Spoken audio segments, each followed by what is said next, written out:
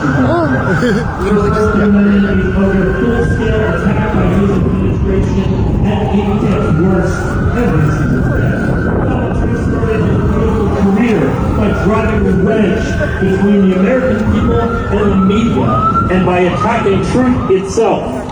Donald Trump spun a false narrative that the American way of life was under attack by secretive forces, and that the media was lying to the American people to cover it up. This was the perfect trap for the press, and a lot of reporters fell into it, because journalists only had two options. They could call out his lies, and then he could say, look, I was right all along. Or they could bow down to him. They could join him like Fox News and some of these other right-wing media organizations have joined him. I know a little. They have become every bit as bad as Russia Today or any of the state-run media organizations run by dictatorships and fascists. On the other hand, we've got a lot of media organizations that are afraid to tell the truth. They've watered down their coverage to the point where it no longer serves its purpose in providing a check on executive power. They're afraid to call Trump a liar. They're afraid to say he's destroying the Constitution. And by washing Trump's actions as politics as normal, they are betraying the social contract to the American people. But this is not normal.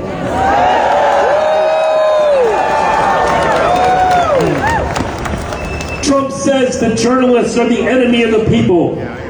He's encouraged his supporters to physically attack the press, and it has happened. He has gone so far as to prosecute journalists trying to get their phone records and pursue where they were getting their information from inside the government. This will not stand. In recent months, Trump has removed many of the voices who challenge him by kicking the mainstream journalists out of press conferences, media events, Air Force One, and when Donald Trump confronted Ukrainian President Volodymyr Zelensky in the Oval Office, he was surrounded by these fake, sycophantic journalists who helped him and J.D. Vance ambush a key American ally on live TV. Now Donald Trump wants to shut down NPR, PBS,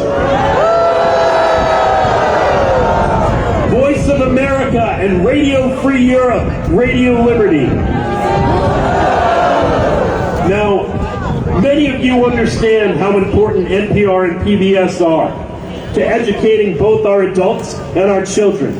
They make us smarter, more informed, more empathetic human beings, more empathetic Americans. The opposite of what Donald Trump wants. Let's give a hand to NPR and PBS.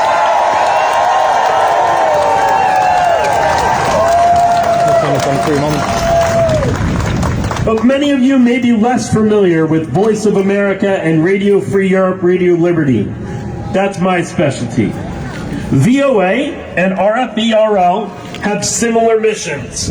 They break news to countries where there is no free press. Countries like Iran, Belarus, maybe most importantly, Russia. If you live in many of these countries, your journalists are either tools for a repressive government or they are dodging literal bullets from government assassins. VOA and RFERL relentlessly report the truth of what is going on in those countries, the things that governments do not want you to know. VOA helps explain U.S. policy to global audiences, especially in these countries where there is no press freedom. DOJ has almost completely shut down VOA.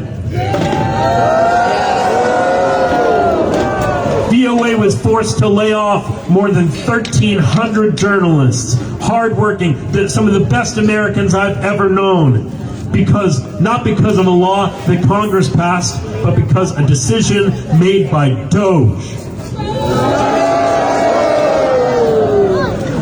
RFERL's mission is maybe even more important, because they are the free press for the countries that do not have free press. They report on what's going on inside Russia or Belarus or Iran because the journalists there are under attack. Its coverage of Ukraine and Russia in particular is being dismantled by the Trump administration as we speak. Trump has deactivated the satellite transmission of RFERL's Russian language program, Current Time, which broadcasts news into Russia. Trump shut it down. Vladimir Putin has been trying to shut down RFERL and VOA for decades, and he has failed. Now Donald Trump is destroying these outlets from the inside. Hands off! Hands off! Hands off! I know on a personal level what this feels like. From 2013 through 2017, my magazine, The Interpreter, was providing some of the most important coverage of two key news stories: Russia's invasion of Ukraine and the details of the corrupt Russian economy and Vladimir Putin's kleptocracy. My team led the Daily Beast investigation into Donald Trump's ties to Vladimir Putin and Russia. We received our funding from Radio Free Europe, Radio Liberty from 2015 to 2016 because our great patriots inside that organization recognized how important it was to cover the story, to keep Russia accountable. And guess what? Donald Trump won that election in 2016. And guess what he did? He immediately cut funds to RFERL and Voice of America, and our organization was shut down. Things are even worse now. The cuts are so extreme that thousands and thousands of journalists, people who have reported from countries where you cannot report from, have been laid off, and there's so many journalists laid off, there will be no jobs for them. We're going to lose all of that knowledge, all of those stories, and it is all Donald Trump's fault.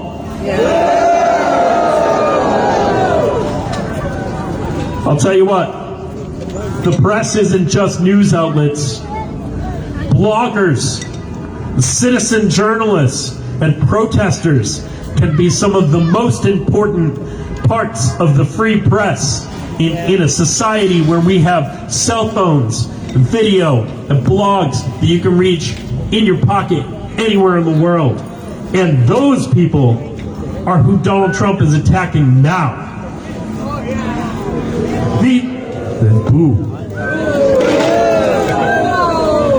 These people like you, people like me, are citizens, just trying to hold the government accountable, just trying to voice their concerns. And these are the people who are being deported, arrested on the street, kidnapped, shut down, intimidated. Are we going to allow them to do that? Are we going to allow them to kidnap and deport our college students because of something they wrote? Because of something they wrote? We fought a war for that. We fought the Revolutionary War for that. We have a Constitution for that. We have a First Amendment to make sure that never happens again. That's right. Our message to Donald Trump and Elon Musk could not be more clear. Keep your hands off the free press.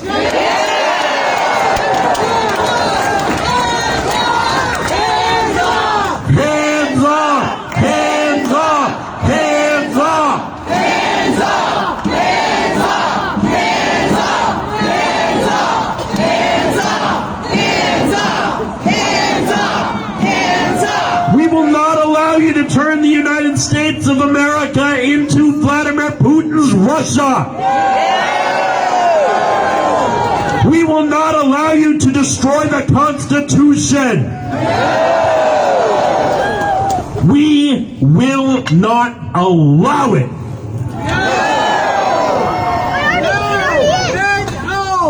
We are resisting. We are indivisible. And we are not going anywhere. Thank you. Thank you again, Jim Miller. Now I'd like to introduce Catherine Rusk. Catherine is the founder of Greater Assabet Indivisible Group and was born and raised in Worcester and attended the college in the city. Thank you, Catherine.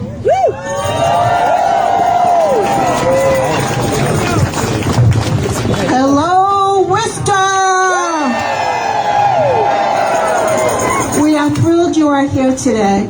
I am a member of Indivisible, a pro-democracy group who has encouraged Americans from all over this great nation to rise up and fight for what is just.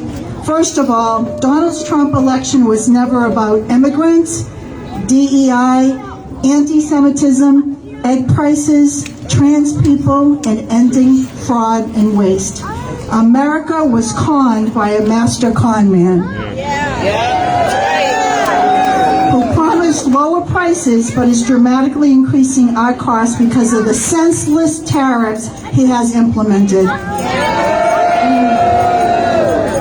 This is a moral moment in a time of national darkness. In fact, we are facing a pivotal time in our history. Today, our terrified students and immigrants are being apprehended and detained without due process. We are much less safe today because of the massive firing of our federal experts and the gutting of our entire federal government. The relationships we have enjoyed with our great allies like Ukraine and Canada are being destroyed. In fact, our relationships with democracies all over the globe are seemingly being shattered for Vladimir Putin. But it's not about that.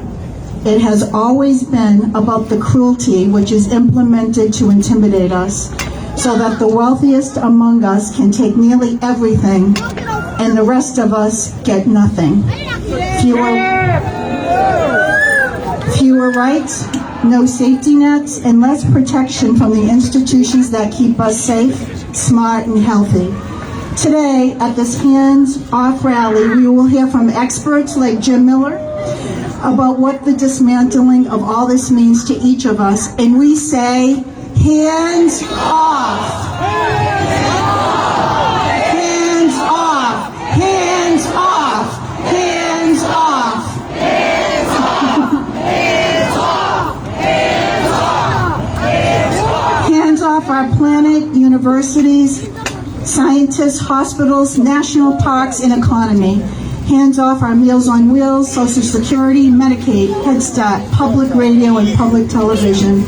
Hands off the rule of law, our judges, lawyers, and reporters.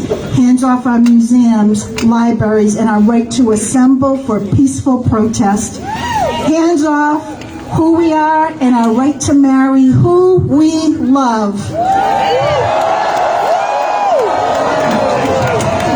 Hands off our civil servants, our right to choose. But most importantly, hands off our democracy. America is quickly slipping into autocracy and oligarchy, and I encourage every American to rise up for our children, grandchildren, and for our 250-year-old Constitution. For America, that shiny city on the hill is currently the oldest democracy on earth. Please, please don't let her down, for the truth is, everything is on us now, but there is power in numbers and courage is contagious.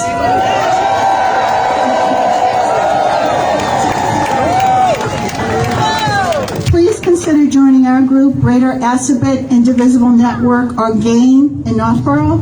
Come to our in-person meetings to fight for America, what is right, unity over division, and for everything we are tragically losing under this 2.5-month-old administration. Be good and please stay strong, and I thank you so very much today. Take care.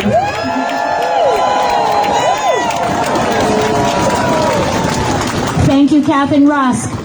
I'm very sorry to all the folks in the back. This is as loud as it goes. Get loud! Now I would like to introduce music by Mud Demers.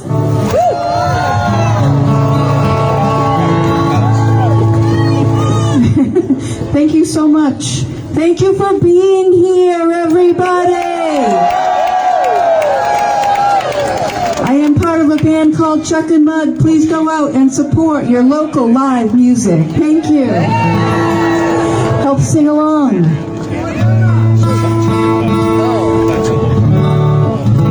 This land is your land. This land is my land. From California to the New York Island. From the Redwood Forest to the Gulf Stream waters. This land was made for you and me. It was! As I went walking that ribbon of highway, I saw above me that endless skyway. I saw below me that fertile valley. This land was made for you and me. Here we go. This land is your land. This land is my land. From California, great singing, to the New York Island. From the Redwood Forest to the Gulf Stream waters. This land was made for you and me. I usually sing that for a second, so now I'm mixed up. I roamed and rambled, and I caught my footsteps in the sparkling sands of the diamond desert. And all around me, a voice was singing. This land was made for you and me. Here you go. This land is your land. This land is my land. From California to the New York Island. I see you singing. From the Redwood Forest to the Gulf Stream waters. This land was made for you and me. Say that again. This land was made for you and me. One more time. Ready? This land was made for you and me.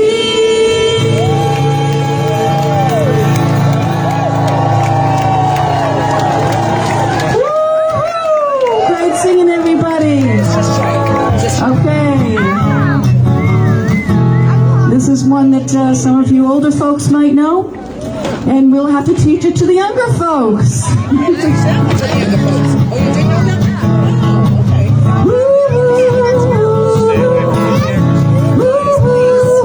If I had a hammer, I'd hammer in the morning, I'd hammer in the evening, all over this land. I'd hammer out danger, I'd hammer out war. Thank you. I'd hammer out love between my brothers and my sisters, all over this land.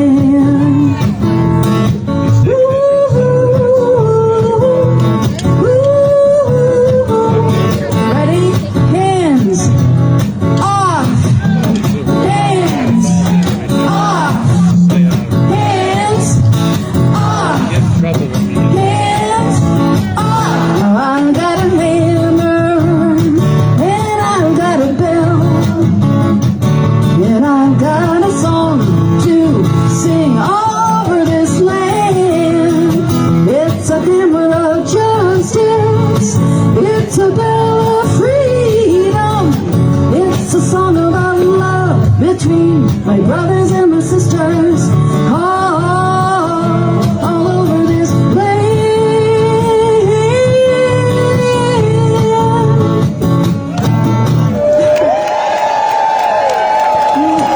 Yay! Thank you, everybody.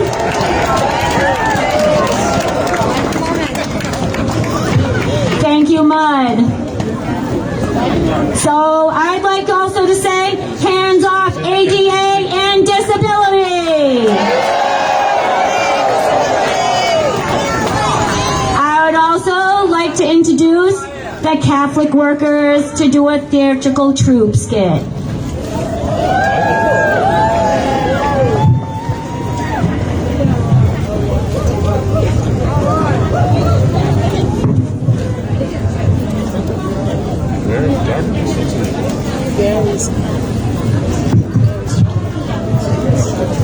I'll go right up on the steps. You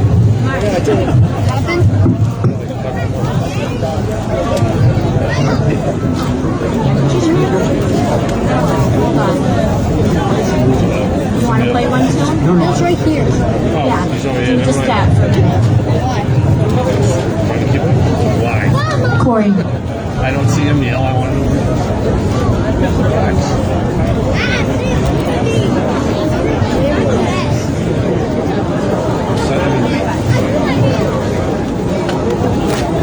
Getting cold. Getting cold. I know. Well, we're supposed to get to hurry today, so. 1 minute. Hold on. So now I'd like to introduce Sean Rose. Sean Rose is the chair of the Worcester Democratic City Committee. Someplace to Welcome, Sean. Yeah, I don't think so. I think that's before this. There's too many people. What's going on? Is this for the skit? Hey, hey, ho, ho! Donald Trump has got to go! Hey, hey, ho, ho! Donald Trump has got to go! Hey, hey, ho, ho! Trump and Musk have got to go! Hey, hey, ho, ho! Musk has got to go!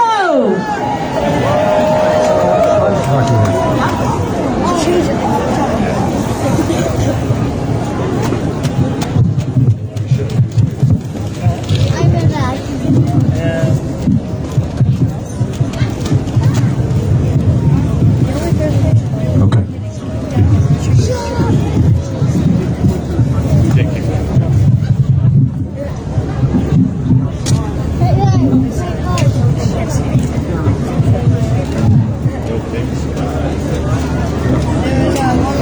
Good afternoon, Worcester. Look around you. This is what democracy looks like. People of every color, every creed, every corner of the city standing shoulder to shoulder, speaking with one voice. Hands off our rights, hands off our democracy, and hands off our people. My name is Sean Rose. I'm the chair of the Worcester Democratic City Committee, a former district councilor, a lifelong public servant, and above all, a proud father of 4 fierce and brilliant daughters. Let me speak from the heart. As a father, as a Democrat, as a man who loves his city with every fiber of his being, I will not stand by, not while Donald Trump and Elon Musk tear at the fabric of our future, not while they stir hate like poison in our public discourse, not while they prop up white nationalism and sell our basic rights for clicks and coin.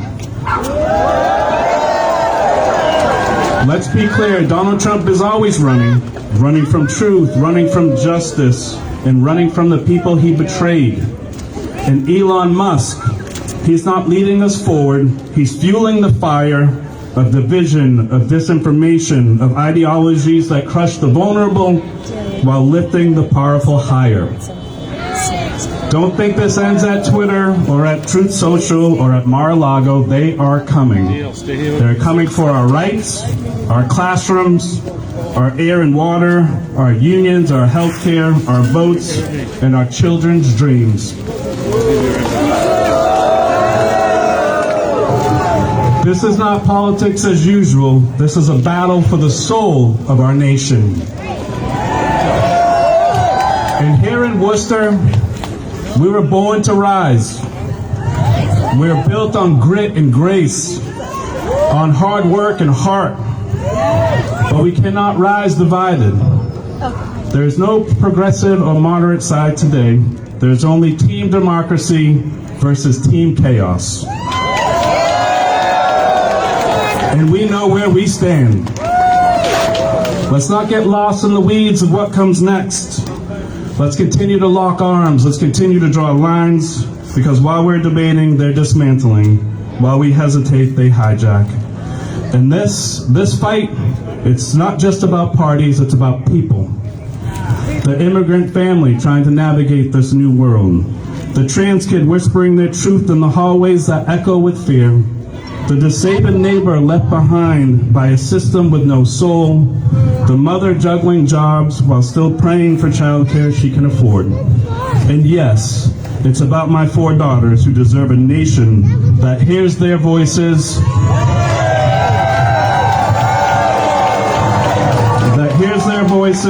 protects their bodies, honors their dreams, and never, ever, ever tells them to sit down.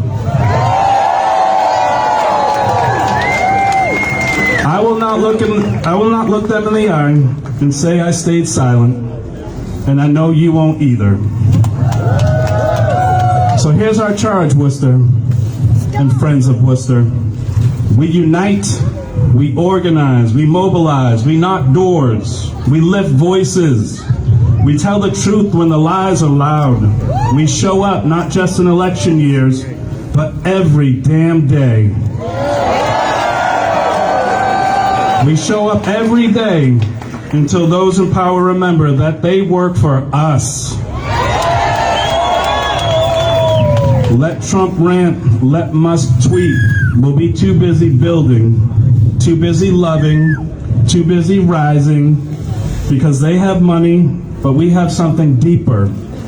People, purpose, and each other. We are the party of the worker.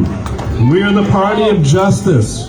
We are the party of hope and hustle and real results. So let our voices echo from Worcester to Washington.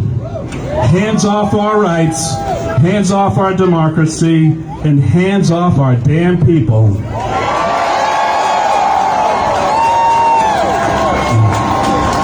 Thank you. Let's rise together. And let's win this fight. Thank you, everybody.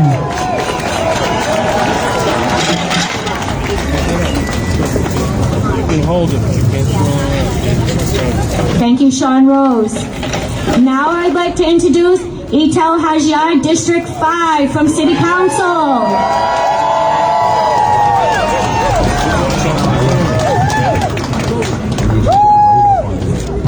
Hello, Worcester. How are you today?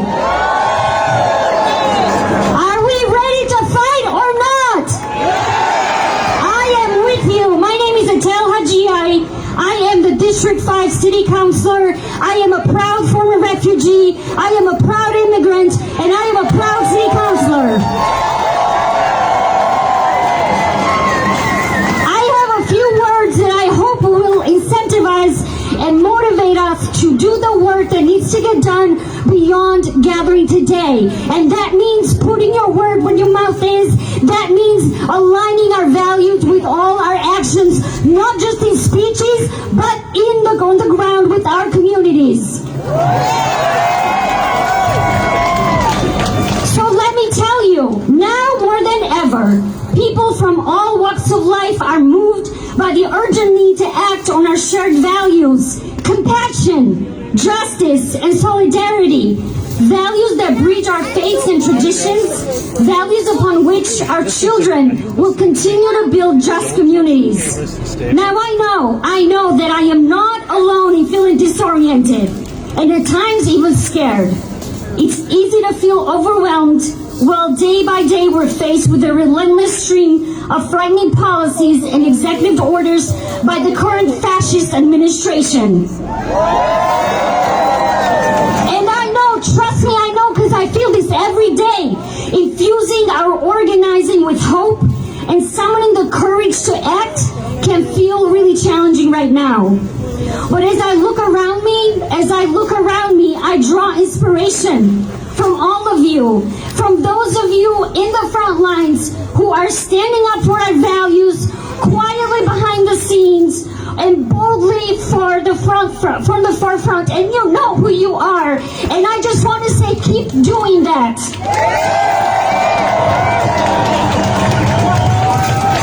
And today I'm thinking about families like mine.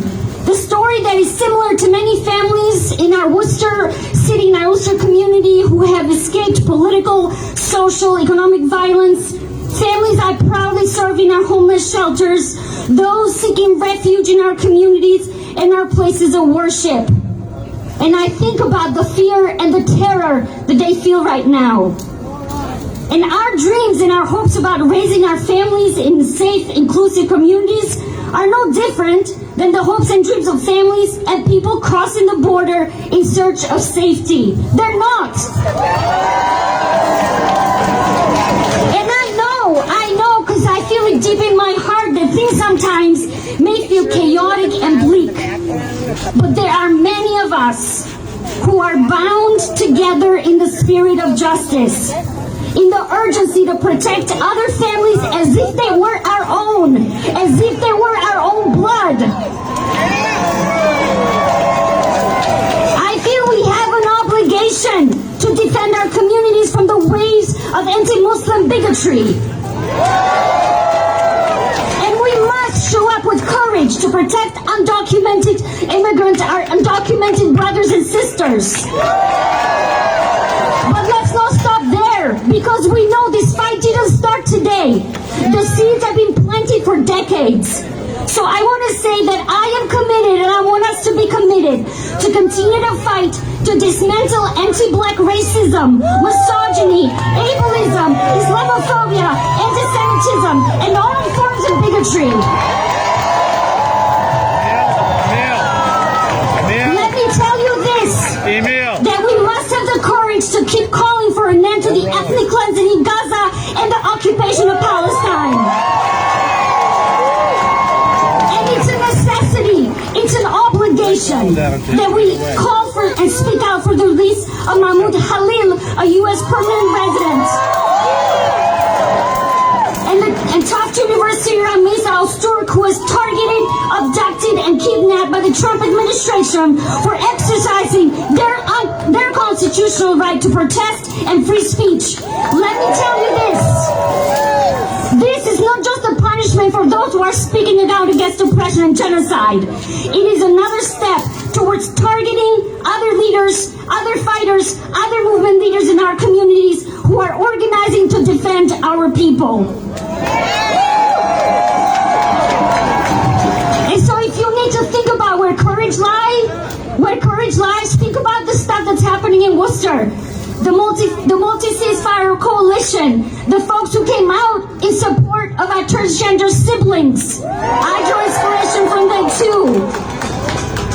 The Jewish and Christian members of our communities who are standing in solidarity with our Palestinian American Worcester residents who are telling us stories of survival, genocide, and oppression. And so I have some words of hope for you. You have every day, you're presented with an opportunity for small acts that add up.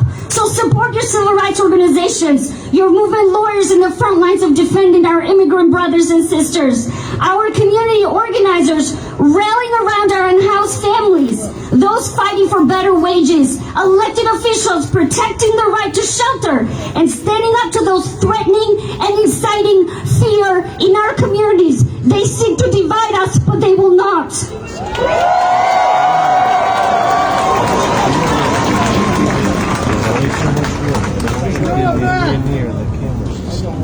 I want us to support our faith congregations that are resisting ICE, and there are sheltering families scared to bring their kids to school. It's happening right here in our community.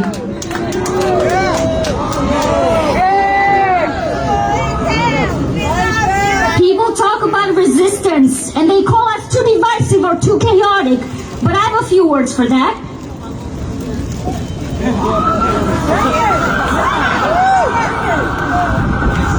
Our resistance. I apologize, I lost my track here.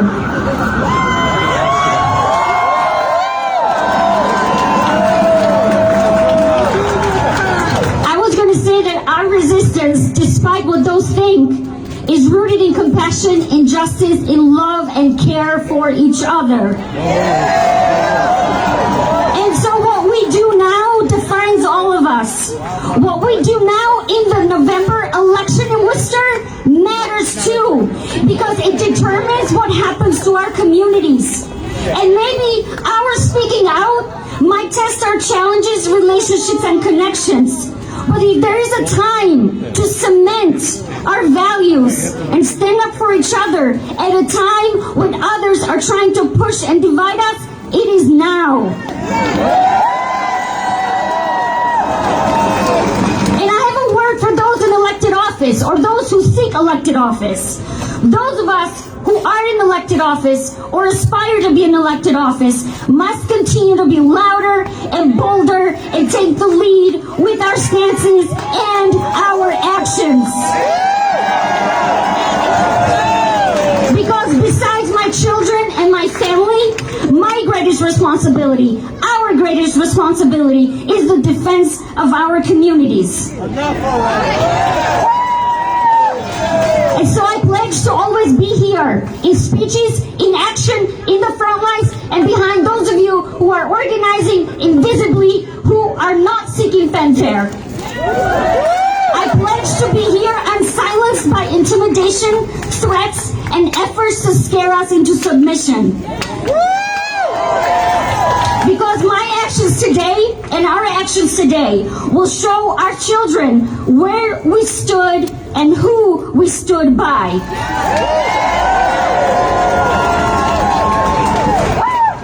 And so this moment right now presents us with the opportunity to meet repression with unflinching courage, solidarity, unwavering commitment to each other and to our communities. And also, we must be clear-eyed about the urgency to link all our movements. So we meet this moment with our brilliance, strength, resolve, and bold action. How we respond to our neighbors being dragged out from their homes at night or from their workplaces during the lunch break, and to the escalating bigotry on display at city halls or state houses is entirely upon all of us. I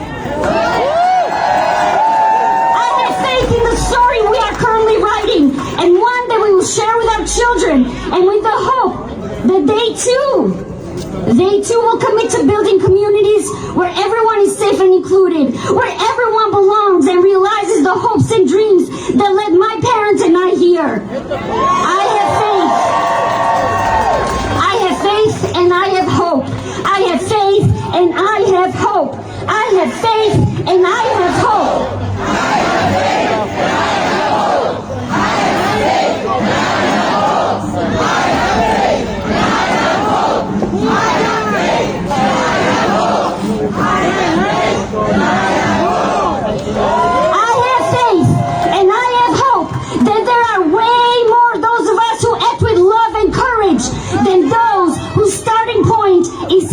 Division and bigotry. Thank you. Stay in the fight.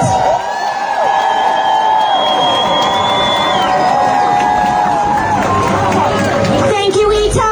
Let's keep up the fight. We live in one world. One world. All of us share this world. We share with Europe. We share with Africa. We share with South America. We share with Asia, Australia. We all live in one world. I would like to introduce Senator Robin Kennedy. Thank you.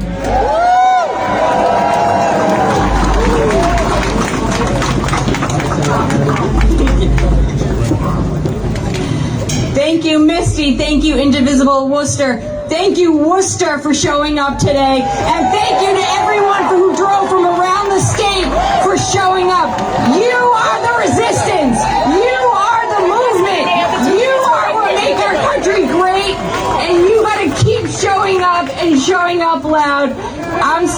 Senator Robin Kennedy, and these days I emphasize that word state because I am so proud to be from a state that continues to march forward, that continues to stand up for progress for our people, that continues to fight for our LGBTQIA and family members, who continues to fight for our immigrants who make our country great, who continues to fight for the disabled, for our children, for our elders.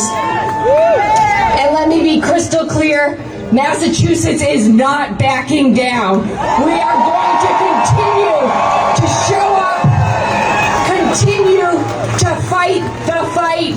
A huge shout out to our Attorney General, Andrea Campbell, who is leading and holding up all of these inhumane actions that are coming out of the Trump administration. And the legislature and the administration stands right behind her and right with her. And at the same time, we are going to continue our march towards progress forward. We are going to continue to invest in our communities. We are going to continue to make sure that we are expanding the rights of our residents, not rolling them back. But let me also be clear, because I know long before I was an elected official that it has never been government that has given up rights. It has always been the people that have demanded their rights. So keep on showing up, Worcester. Keep on demanding. We are the wind at your back. And let me just emphasize what Councilor Haji just said. While we all stand here today to condemn the actions of Donald Trump, we also have to be crystal clear that those he seeks to harm are our neighbors, are our family, are our children. And the last line of defense is your local government, is your state government. So pay attention, Worcester. Pay attention in each of your communities. Pay attention to those who say the right words in the convenient times, but refuse to do the right thing when the time demands of them. So pay attention, keep showing up, keep holding us all accountable, because we're going to keep doing the work with you, not for you, with you.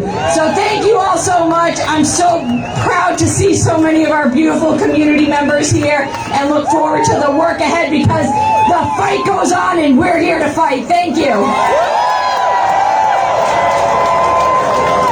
Thank you, Senator Robin Kennedy. Now I'd like to introduce Christian King. Christian King is running for mayor of the city of Worcester. He is a social worker for 30 years, a Worcester City Councilor at large, and a proud girl dad. Let's welcome Christian King. Hands off! Hands off! Hands off! Hands off! What happens? What happens in these United States? What happens in Worcester when it's time to fight? We put our fists up. We put our fists up. And we resist. My name is Christian King. I'm the Vice Chairman of the City Councilor and a candidate for mayor. And this is our moment. This is our moment. I'm going to share a quick story. I got a call this week from a family upset because their loved one, their father, their fiance was taken after 25 years of asylum from their driveway at gunpoint in front of their 8-year-old and 3-month-old. And we're gonna fight, because we know when we fight, we win. This is our moment. I want to be very clear. We have to show up. The difference between a moment and a movement is sacrifice. And I encourage you all to continue to sacrifice, to continue to show up. Sacrifice your time. Sacrifice your feelings. It is going to be continually uncomfortable here in these United States, in this Commonwealth, and in this city. But you have to get comfortable with the uncomfortable. We have to get skilled at doing exactly that.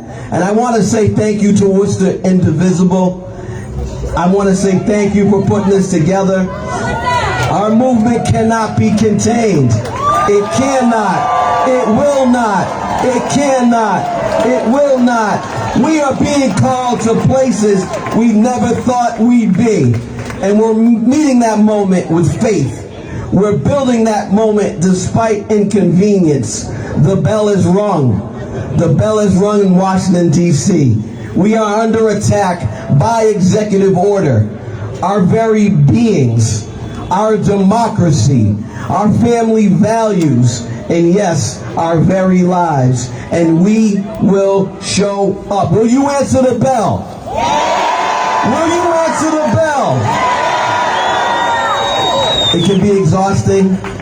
It can be fatiguing.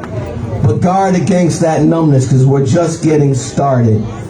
That numbness can also lead to being uplifted and invigorated, because this is our moment. And remember, for those on the sideline, there's all sorts of different types of leadership. There's a saying that goes, it's easy to be brave from a safe distance. It's easy to be brave from a safe distance. If you do nothing, you get nothing. But guess what? We're here. And when we fall, when we're beaten down, we won't kneel. We might stumble. We might crawl. But we're going to keep going. Never bend the knee. Never bend the knee. Never bend the knee. Never bend the knee. Until we win. Until we win. And that knee bend will be of thanks for community and for solidarity each and every day, because we will win. And lastly, when I say indivisible, I want you to say undivided. Indivisible. Undivided. Indivisible. Undivided. We won't stop. God bless y'all. Keep showing up. Thank you. Thank you, Christian King. Now I'd like to introduce Meg Kilcoyne. Hello, everybody. My name's Meg Kilcoyne. I'm state representative for the 12th Worcester District, just outside of Worcester. I know some of my people are out in the crowd right now, and I know all of us are here today because we know what this country is. We know what it is supposed to represent, and we know that right now our very futures are at risk. But we're not going to sit quietly and let a wannabe dictator take our hard-won freedoms away. We are here today because we know the future of America is right here in the heart of the Commonwealth. And we're not going to sit by quietly while we lurch into fascism and authoritarianism. I am proud to stand with all of you today to fight for our democracy, and I can promise you right here now that in Massachusetts, we are going to do everything we can to keep our people safe. We are not going to let our public education go without a fight. We're not going to let our healthcare go without a fight, and we're going to do everything we can each and every day to protect freedom right here in the Commonwealth and make sure that Massachusetts will continue to fight for the United States of America.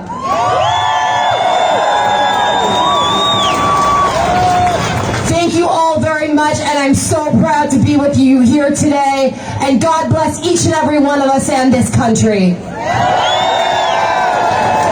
Thank you, Meg Kilcoyne. Now I'd like to introduce Mary Keith. Good morning, Worcester. I live just up behind City Hall, about 3 blocks. I'm the state representative for the 15th Worcester District, which you are standing in right now. And as I came over, was walking down the hill and coming over, I was met by person after person that kind of looked at me knowingly, just as an average person, and smiled. And so that's what we're doing today as we stand together. We need to keep on. It's great. There's so much energy here today, but we need to bring it back again and again and again. Are you ready to do that? Yes. And I'm also really proud to see so many young people here. This is the moment. I see you. So we're all learning together. And I have to say, it's going to take real courage. And I love that word because the root of that word is French. It is cœur, which means heart. And that's what it's going to take to turn this around. Lots of heart and lots of courage. So let's keep on doing it, people, right? Thank you all for being here. Thank you, Mary Keith. Now I'd like to introduce the Catholic workers and their little skit.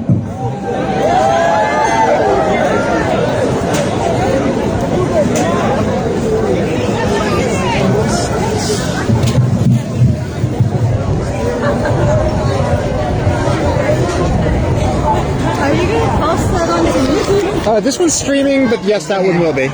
Oh, awesome. If I give you my number later, will you send me the link? DavidFuckingWeb.com or on YouTube. DavidFuckingWeb.com on YouTube or yeah.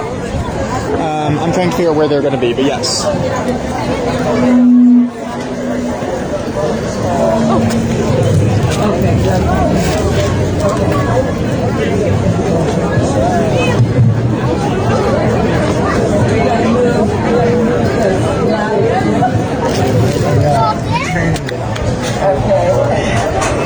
All right, so when you have to work off this mic, so that's yours. Okay, and that's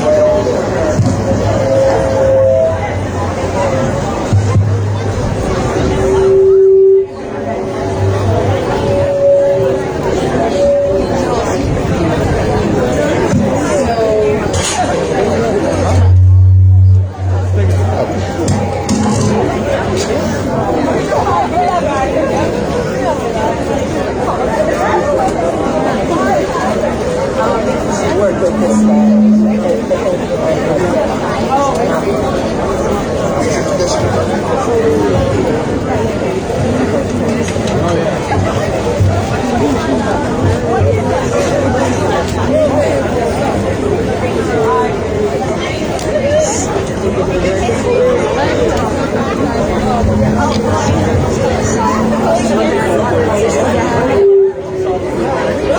Yeah, you can go fix it. Where are you guys going to be? Yeah, I think I'm going to end up putting my camera pretty much right behind you. I don't know where they're going to be, but it might be right there. Okay, yeah, that'll work.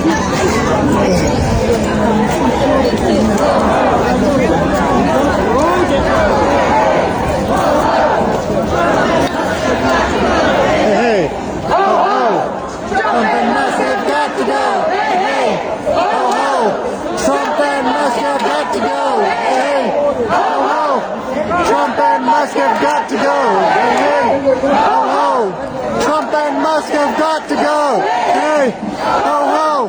Trump and Musk have got to go! Hey, ho, ho!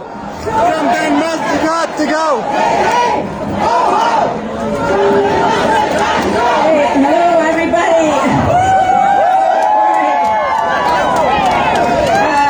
Hello, my name is Claire Schaefer-Duffy. I'm with the St. Francis and Therese Catholic Worker. We did not expect such a huge crowd. Usually,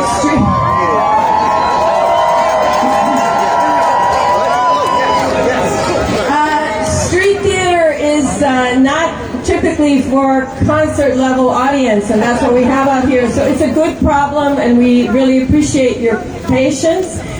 This is a participatory skit. We hope you're going to be able to catch the gist of it. We need some people who are willing to be animals, so we will give you an animal, and when there is a reference to the animal kingdom, you're going to hold up your animal. So I have to distribute those.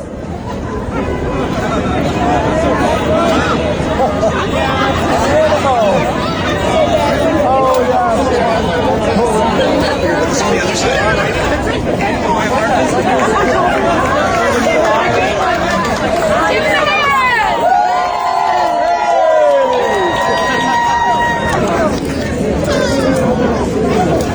right, so when the narrator will tell you animals when you have to raise your animals high, and when the animals give commentary, we need everybody in the audience to say, "What the bleep?" I'm sorry, moms wrote this skit, so it's a little bit. So, what the bleep? Okay, that's one more time, really loud.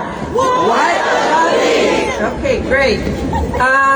And then we'll be giving some people signs in the audience, and you know who you are.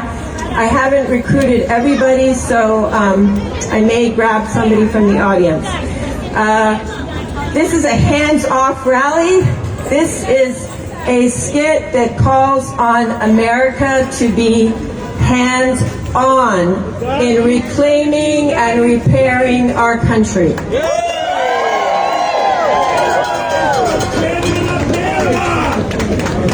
Hey, the United States!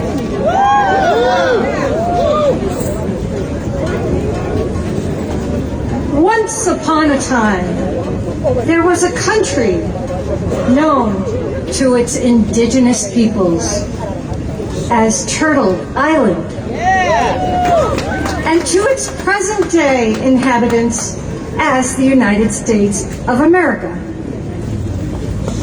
A place of marvelous geography with magnificent mountains.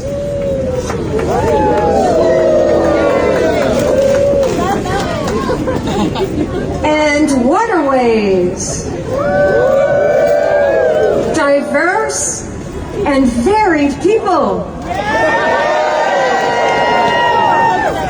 A complex tapestry of a place with varying periods of oppressive and liberating histories.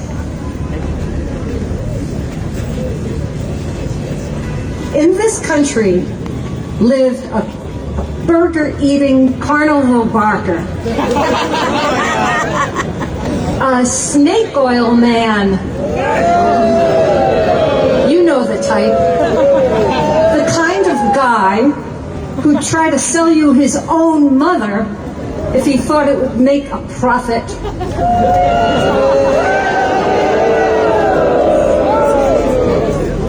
Our carnival barker hawked real estate. He hawked a television show.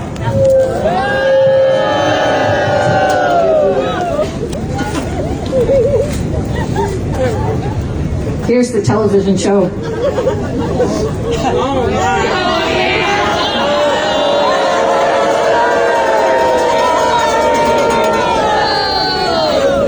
Why, he even tried to hawk the Holy Bible. Though many a Christian wondered if he had ever read it.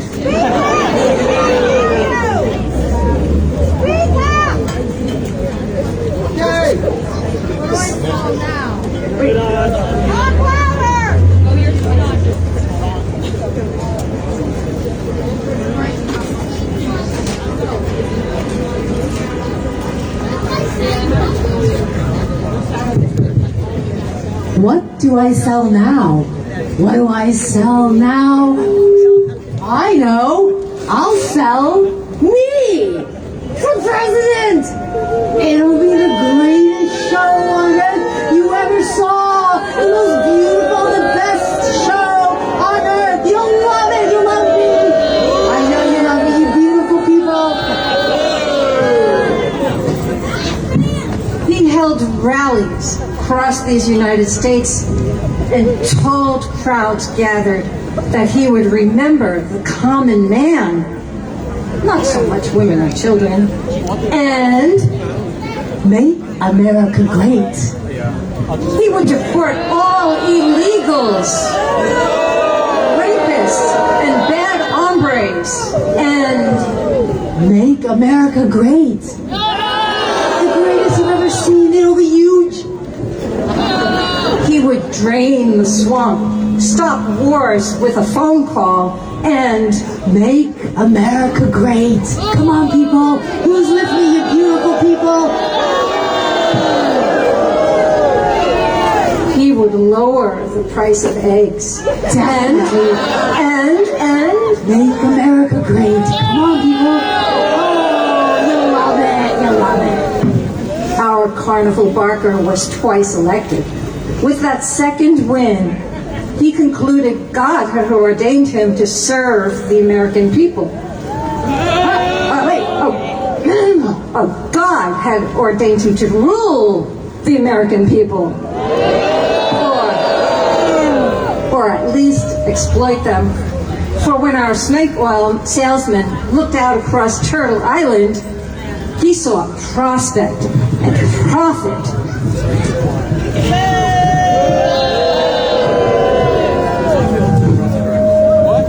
With the stroke of his pen, he set out to reshape his homeland into his own image and likeness.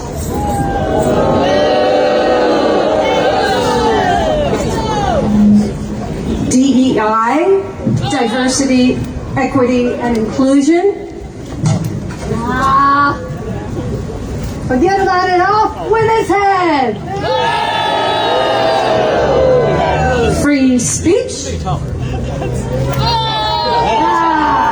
You can forget about it. Go get him, Ice.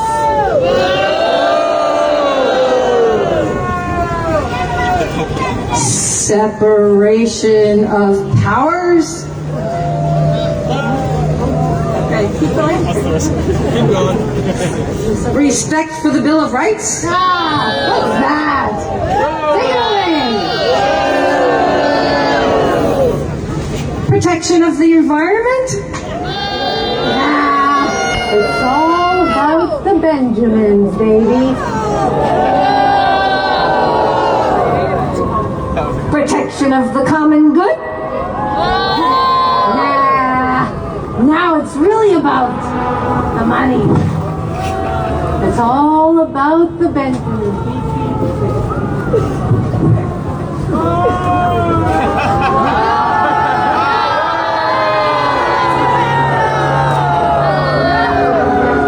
A lot of money for the billionaires, a little for you, USA. It was an exquisite act of treachery. Instead of building up the common man and lowering the price of eggs, instead of increasing American pride and sense of common purpose, our snake oil salesman trampled on the very values the people held dear.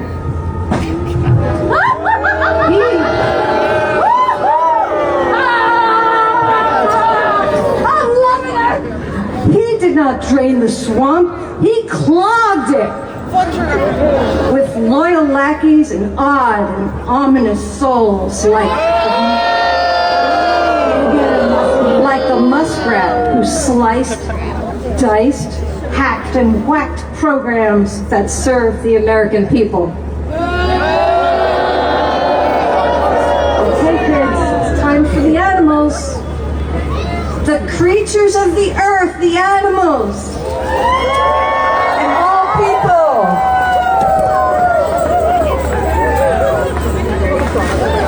The creatures of the earth looked out at this insane human show, and they gasped in disbelief.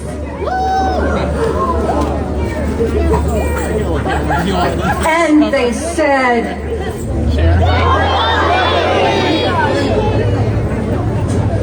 and as for the people, why, they cowered in fear. They ran around in confusion. Until they stopped and remembered what they valued, what the country they wanted future generations to inherit. they stopped and remembered the power that they possess. When the Swamp King stomped and bellowed, they could dissent.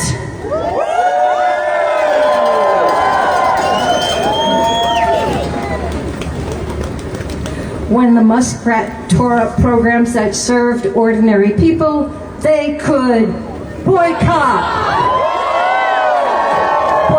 his products. They began to organize.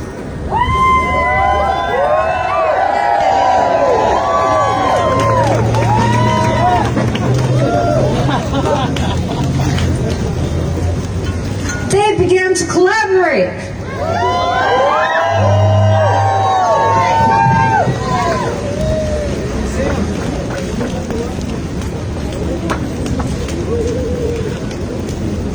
They formed networks of mutual aid and protection, coalitions for collective action. With their newfound strength, they realized that together they could call a general strike.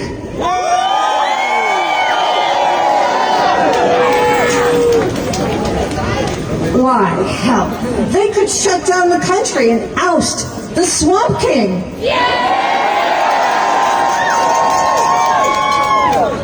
And so they did.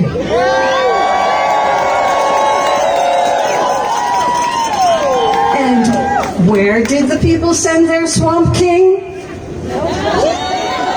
Why, to Louisiana, of course. And as they carried him away, they sang,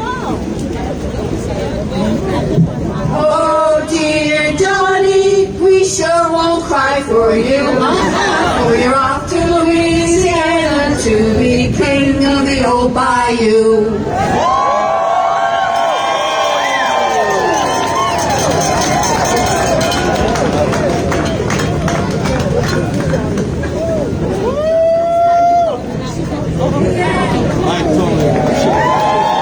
Thank you very much.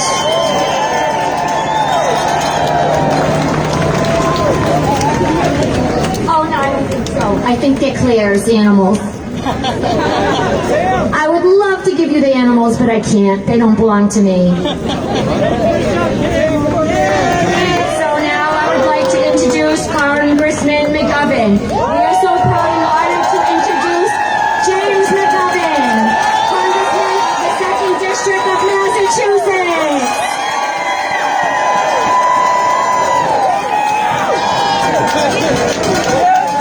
Okay, hello everybody. Look at this crowd in the rain. Look at this energy. This is what democracy looks like. Thank you for being here. Thank you for your activism. Thank you for your patriotism. Thank you for being born. First, let me thank Hands Off for organizing this amazing protest. And Misty, Corey, and all the volunteers, thank you for making this happen. You are incredible. Now, let's get right to it. We are here today because Donald Trump and Elon Musk are trying to ruin our country and steal our democracy. And we're here to say, hell no. Not on our watch. The most important title in this country isn't president. It isn't senator or congressperson. It is citizen. And we are here today to say that the power of the people is and always will be stronger than the people in power. Now look, I want to start off by saying that Democrats need to do a hell of a lot better. I know this and you know this. We need to own our own mistakes and we need to do so much better for this country. But while we're at it, we need to make clear that there's too much goddamn money in politics. We need to lead the effort to overturn Citizens United. And I know this sounds radical in Washington, but corporations are not people. People are people. And I also want you to know that I'm pushing us to fight harder for the people of this country. Costs are up, corruption is up, consumer confidence is down, people's retirement accounts are tanking, and our families can't catch a break. Trump's thoughtless tariff policy represents an all-time high in recklessness and stupidity. He is raising taxes on regular people. He's draining retirement accounts. And he's doing this so he can give tax breaks to billionaires. Now these guys want to break the economy to increase their own power. They want to break Social Security as an excuse to cut benefits and screw senior citizens. They want to break our democracy, and they want to erode and undermine faith in our institutions. They want to break everything because they stand for nothing. That's not populism, it is theft. Meanwhile, they're tearing apart the government brick by brick, firing the people who work for us and installing people who are loyal to them. Now let me say this plain and simple, this isn't politics. It's authoritarianism, and this is the road to fascism. He's not only trying to eliminate the Department of Education, he's trying to rewrite our history, to pressure the Smithsonian to eliminate parts of our country's history because he doesn't like it. Friends, this is not democracy. America doesn't have an official government history. You know who had an official government history that nobody was allowed to question? Soviet Russia, the Nazis, the Chinese government, brutal, repressive regimes, and people that Donald Trump looks up to. Telling our history museums to whitewash our past is chilling. It is right out of the authoritarian playbook. And you know, fascism doesn't come all at once. It creeps in, a little here, a little there, until one day we wake up and the country we knew is totally gone. But this is the United States of America, not Russia, not China. And no, Donald Trump, you are not a king, and we will not let you be a king.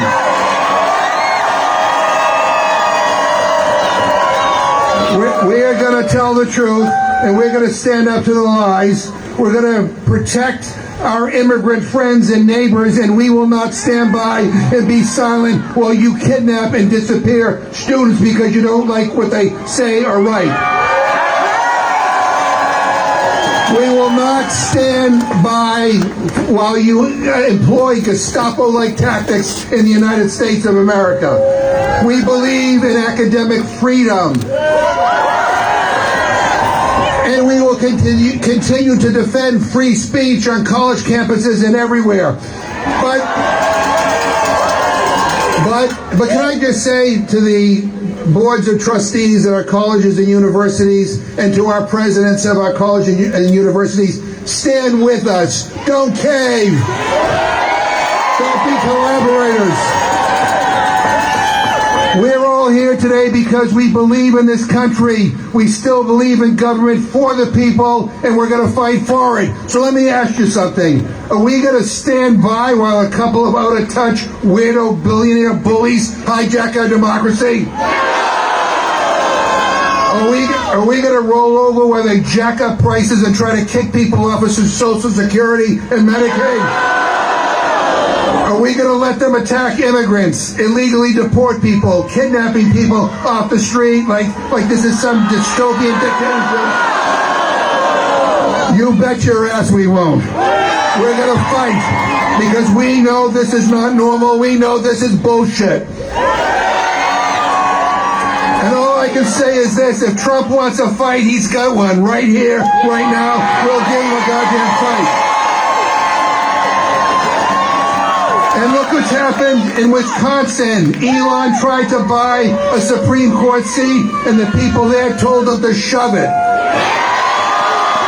And in cities and towns all across the country, in the reddest of red counties, people are showing up and telling House Republicans they can either break up with MAGA or they can lose their job. The tide can turn. But we have to capture this moment and run with it. We need to organize. We need to speak up. We need to show up. We need to fight back. We are going to speak out when they try to normalize corruption and cruelty. We will call it for what it is. And we will fight against attacks against women. And we will fight against attacks against the LGBTQI plus community. We are going to reject their bigotry and we are going to reject their hate. We still believe in human rights and civil rights. We don't want to arm the world. We want to feed the world. We want our country to be an example of what is just and right and good in human affairs. And so we're going to talk to our neighbors, our families, our co-workers, and we're going to build a chorus of truth that drowns out all their lies. And we are going to call Republican offices and we're going to flood their phone lines. We're going to call our friends and family members in red states and tell them that it's time to get into some good trouble, some necessary trouble to protect the heart and soul of this country. And look, I get it, not everybody can march every day, but we can all do something. Make a call, knock a door, help a neighbor, start a conversation, show up for each other, provide a circle of protection around those in our community who are being targeted. Because every act of resistance, big or small, adds up to something important. It builds a wall of resistance. And unlike Donald Trump's wall, our wall is going to work. Trump and Musk want us to feel small and to feel powerless and to feel alone. But we are not alone. We've got each other. And look around at your neighbors here with you today.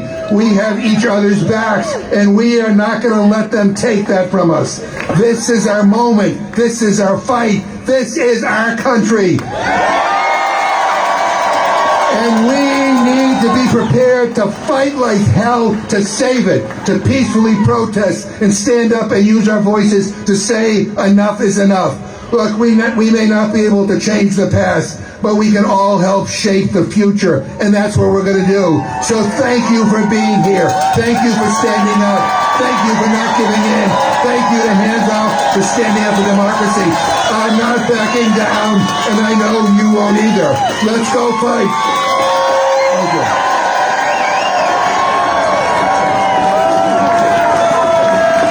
Thank you, Jim McGovern. Now I would like to introduce Jubilee.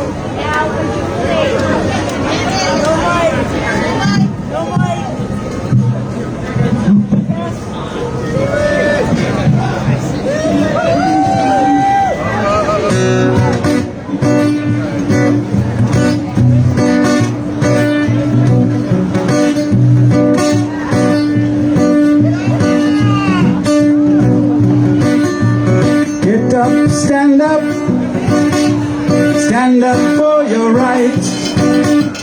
Get up, stand up. Stand up for your rights. Get up, stand up.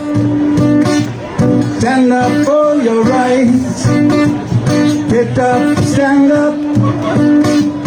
Stand up for your rights. Preacher man, don't tell me the heaven is under the earth. 'Cause I know you don't know what life is really worth. All that glitters is not gold. The full story has never been told. And now you see the light. Stand up for your rights. Stand up, stand up. Stand up for your rights. Get up, stand up. Don't give up the fight. Get up, stand up. Stand up for your rights. Get up, stand up. Don't give up the fight. Some people say great God will come from the sky, take away everything and make everybody feel high. But if you knew what life is worth, you wouldn't look for yours on earth. And now we see the light. Stand up for your rights. Get up, stand up. Stand up for your rights. Get up, stand up. Don't give up the fight. Get up, stand up. Stand up for your rights. Get up, stand up. Don't give up the fight.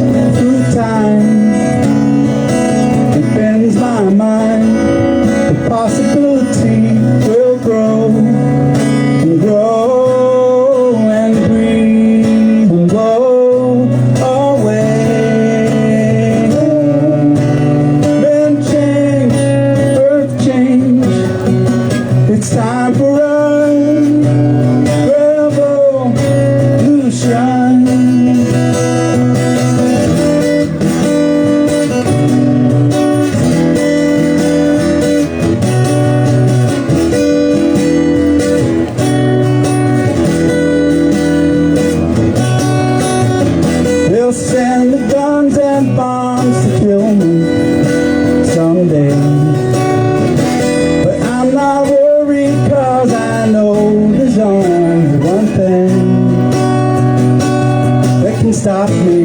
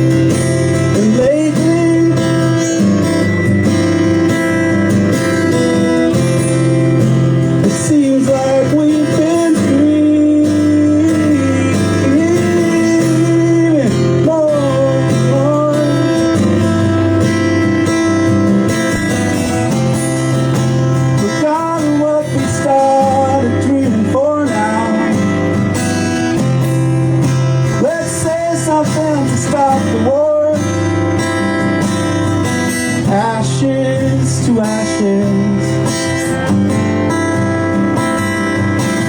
and dust to dust. Ashes to ashes.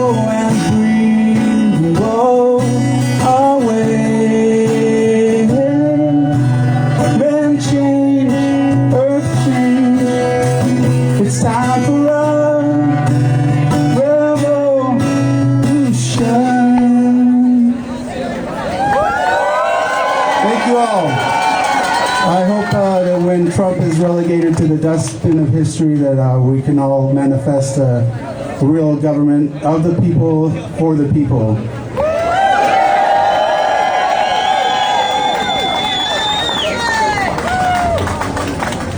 You all done, Jubilee? Thank you, Jubilee.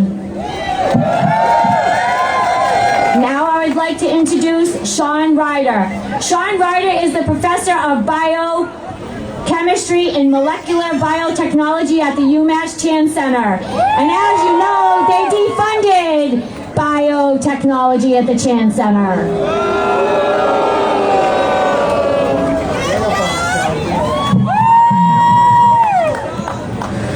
My name is Sean Ryder, and I'm fighting mad. Who's with me? My day job is that I'm an NIH-funded researcher working at UMass Chan Medical School. I work with brilliant people who are studying everything from cancer to HIV to measles to how, mycobacterium, tuberculosis, all kinds of diseases. And I'm here to tell you that these attacks on science are not okay. Hands off the science. I'm going to tell you a little story about who I am and where I came from. My father was a veteran of the United States Air Force. He was a veteran of the Vietnam War. And he would be pissed if he saw what was happening to veterans benefits and all the veterans that have been fired from the U.S. government in the past couple of weeks. But man, he struggled in this life. And I come from a low-income beginning. Unfortunately for me, I was able to go to college, and I was able to go to college because of support from the federal government in the form of Pell Grants and Stafford loans, all of which are under attack with the end of the Department of Education. Kids today won't have the same chance that I have to rise up, and that's not okay. After I finished college, I was able to go to graduate school, and I was able to do that because I entered a fully funded, NIH-funded graduate program at Yale University.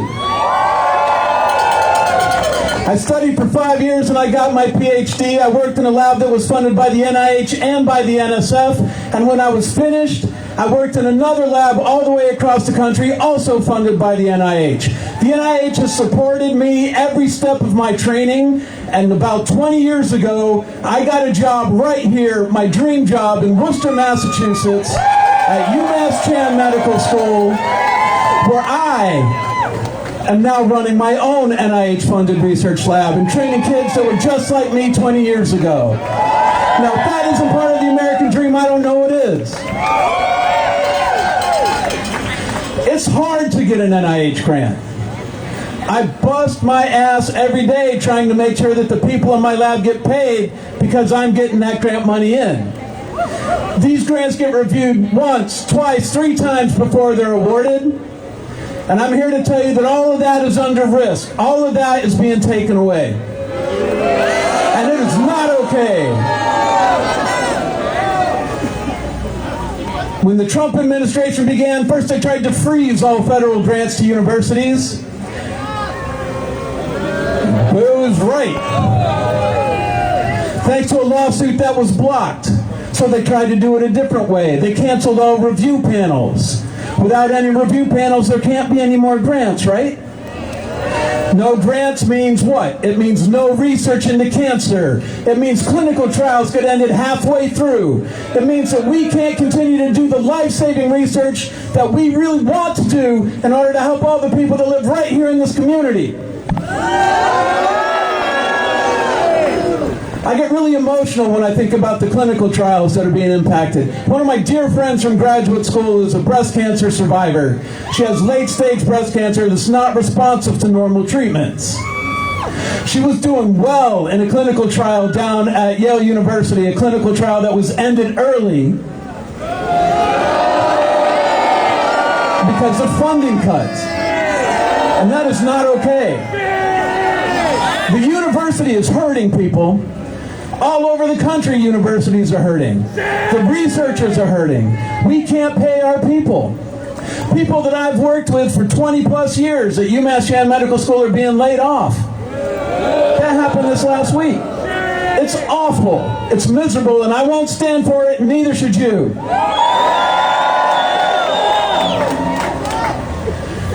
The NIH is under attack. On Valentine's Day, and again on April Fool's Day, hundreds to thousands of people laid off, eliminated from government. These are the people that we need to review our grants. These are the people that make decisions on whether we get funded or not. These are people down there that are running their own labs, doing life-saving clinical trials.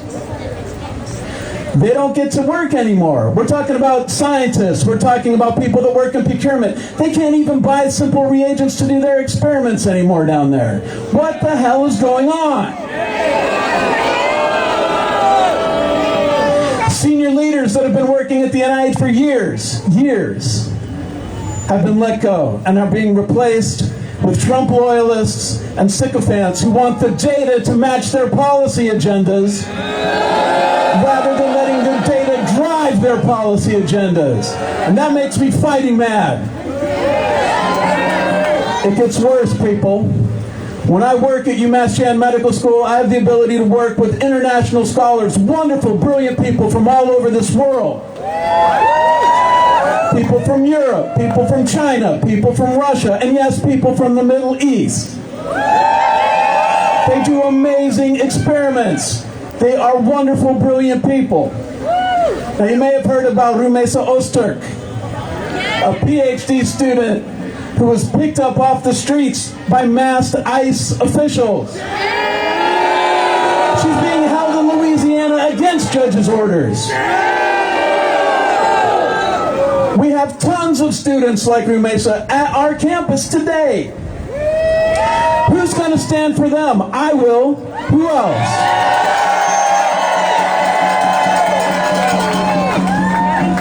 When people ask me what radicalized me, that's what radicalized me. When people are being dragged off of the street just because they want to learn something and speak their mind without due process, that's not okay. I'm going to tell you a couple more stories. I'm going to tell you a little bit more about myself. When science gets cut, when funding gets cut, when these cures can't be developed, it doesn't just impact the universities, it impacts all of you too. It impacts our economy. Every dollar that the NIH spends isn't a cost, it's an investment.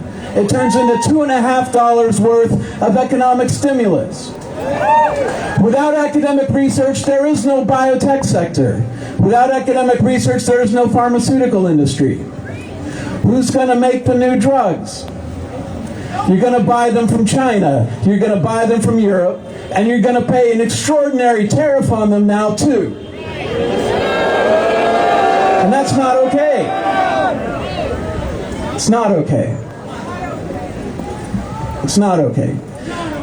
Listen, I'm not just a scientist, I'm a patient. I have a disease called ankylosing spondylitis. Don't try to pronounce it, I get it. It's got an awful name. I'm here to tell you that it sucks. It's a bad disease. It hurts me every day, but I am well treated because of medications that were developed by people working in NIH-funded laboratories. 99% of all FDA-approved medications over the past decade were supported by NIH research. One of these medications that treats my disease is made right here in Worcester by AbbVie. AbbVie gets $200 billion in sales of this medication that started with an investment by the government in the NIH. That is all at risk. When the university suffers, the economy suffers. That's the bottom line. I'm going to tell you one more story. I told you my father was a U.S. Air Force veteran. I told you he fought in the Vietnam War. About 12 years ago, he was diagnosed with an aggressive form of multiple myeloma that was almost certainly the result of exposure to Agent Orange. And I saw him, I met him, I found him in a sick, weakened state, and I brought him to the emergency room where he was diagnosed, the day after Thanksgiving, 2012. They did everything they could to try to save him, but they couldn't. So he was transferred to UMass Memorial University campus, where he received the best care possible. but it wasn't enough. April 2013, he died of his cancer, and it was heartbreaking, absolutely heartbreaking. Over the past 15 years, over the past 12 years since then, at least a dozen new medications to treat multiple myeloma have been released. New biological medications, CAR T therapy, new things that could have saved his life. I look out my office window and I see the hospital room that he died in every single day, and I think, man, if these drugs came to the market a little bit sooner, would he still be here with me today? I'll never know. But thankfully these medications exist so that those like him can get the treatment that they need. What bothers me the most about all of this is that all of you have people in your lives that are suffering with illnesses and diseases that need new treatments. And there's treatments that are under development on my campus right now that could help you. But the funding's getting cut, and these experiments aren't getting performed, and it's taking away the hope. How many more lives have to be put at risk because of this? I can't take it. I really can't take it. So here's what I want you to do. I told you a little bit about myself. I told you my story. I want you to get out there and tell your story. Get on your social media and you tell everybody you know about how these cuts are impacting your lives, the health of your family members. I want you to call our Congressman McGovern, and our senators, and I want you to share your stories with them so they can go down to Washington and tell those stories to their colleagues who are turning a blind eye to this madness.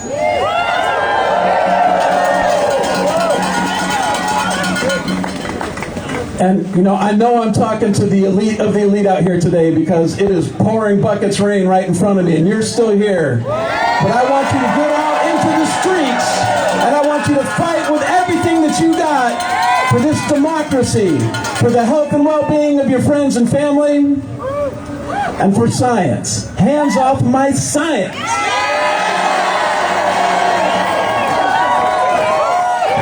Thank you, Sean Ryder. Now I would like to say, April showers bring May flowers.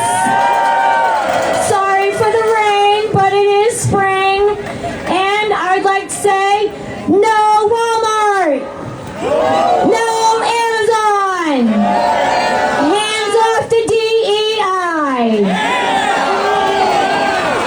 I would like to introduce James McGowan. James McGowan has held a variety of positions at the local and the international levels, dealing with environmental and democracy. James McGowan.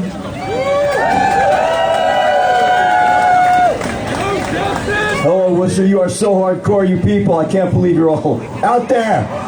Amazing. Wow. Yeah, so I'm James. I'm not a politician. I'm just a civil servant. But we have something to say. First off, I want to thank Corey, Misty, Stephanie, Kay, and all the other organizers who pulled together this amazing event.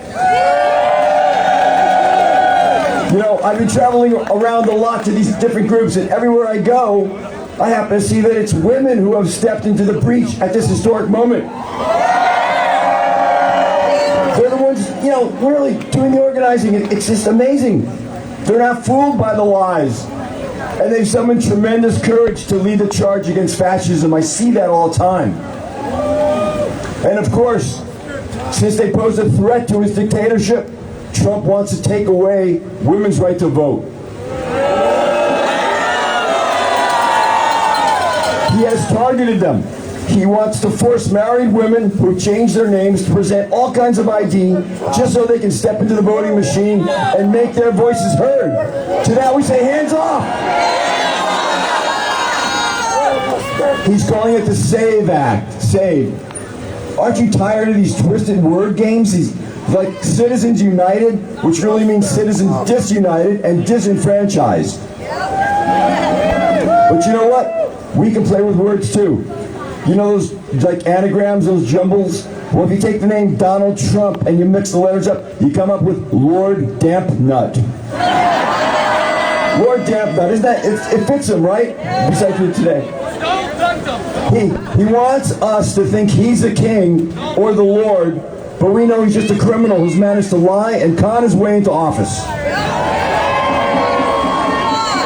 So, while it's been inspirational to see so many women organizing and leading at the grassroots, it's time for men to stand up in equal numbers, look Lord Dampnut straight in the eye and say, your blitzkrieg of criminality is over. Now, I'm under no illusion it's going to be easy. In fact, we should be ready for things to get worse before they get better. We're facing an entire regime whose first move is to use extortion to get what they want. They're extorting everyone in every possible way. He's extorted the media, who've paid him millions in tribute. He's extorted top law firms, who've pledged millions worth of their services to promote his agenda and oppose those who oppose him, like us. He's extorted universities, which have buckled under his threat to withhold funding. He's even extorting states of the union by threatening to withhold federal funds. And of course, he's extorting other countries with tariffs. But an extortionist doesn't just hit you up once and then go away and leave you alone. If you say yes once, he will return over and over again and extort you to death. Wow. Look at the rain. You guys, you're hardcore. Whoa. Whoa. So we're witnessing major crimes in progress right now against the constitutional order, against the rule of law, and against innocent people. He's claiming powers he does not have. Executive orders are not laws. They're not even close to laws. So let's be clear. He and Musk are not empowered to fire anyone outside of the executive branch. Not one single person. And yet, they're doing immense generational damage to the country every day with these illegal firings. And to top it off, he's trying to seize control over the 2026 elections. We know that, it's clear. He said it himself, vote for me and you'll never have to vote again. Remember that? Very revealing statement. So now he's desperately trying every tactic to undermine the elections, demanding that states hand over their voter rolls to Elon Musk's Doge. Sure. Just hand over all your personal voting information and computer codes and they'll be perfectly safe with Uncle Elon. Sure, right. And I have to warn everyone here who's still here, because I know you are the people who really are not going to ever give up. Don't be surprised if he creates an emergency as an excuse to put troops on the streets and cancel the elections. Don't be surprised. Don't. But you know, we can flip the script on this whole situation and look at it another way. His every action reveals a weakness in our democracy that we must fix. In his first term, he tested the Constitution over and over.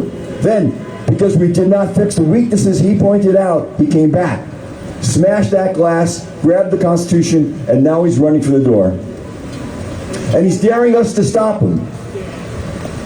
So, ironically, these criminal deeds that brought us all out here today, gotten us re-engaged as citizens, and reminded us that we, the people, are the final safeguards against democracy, against dictatorship and tyranny.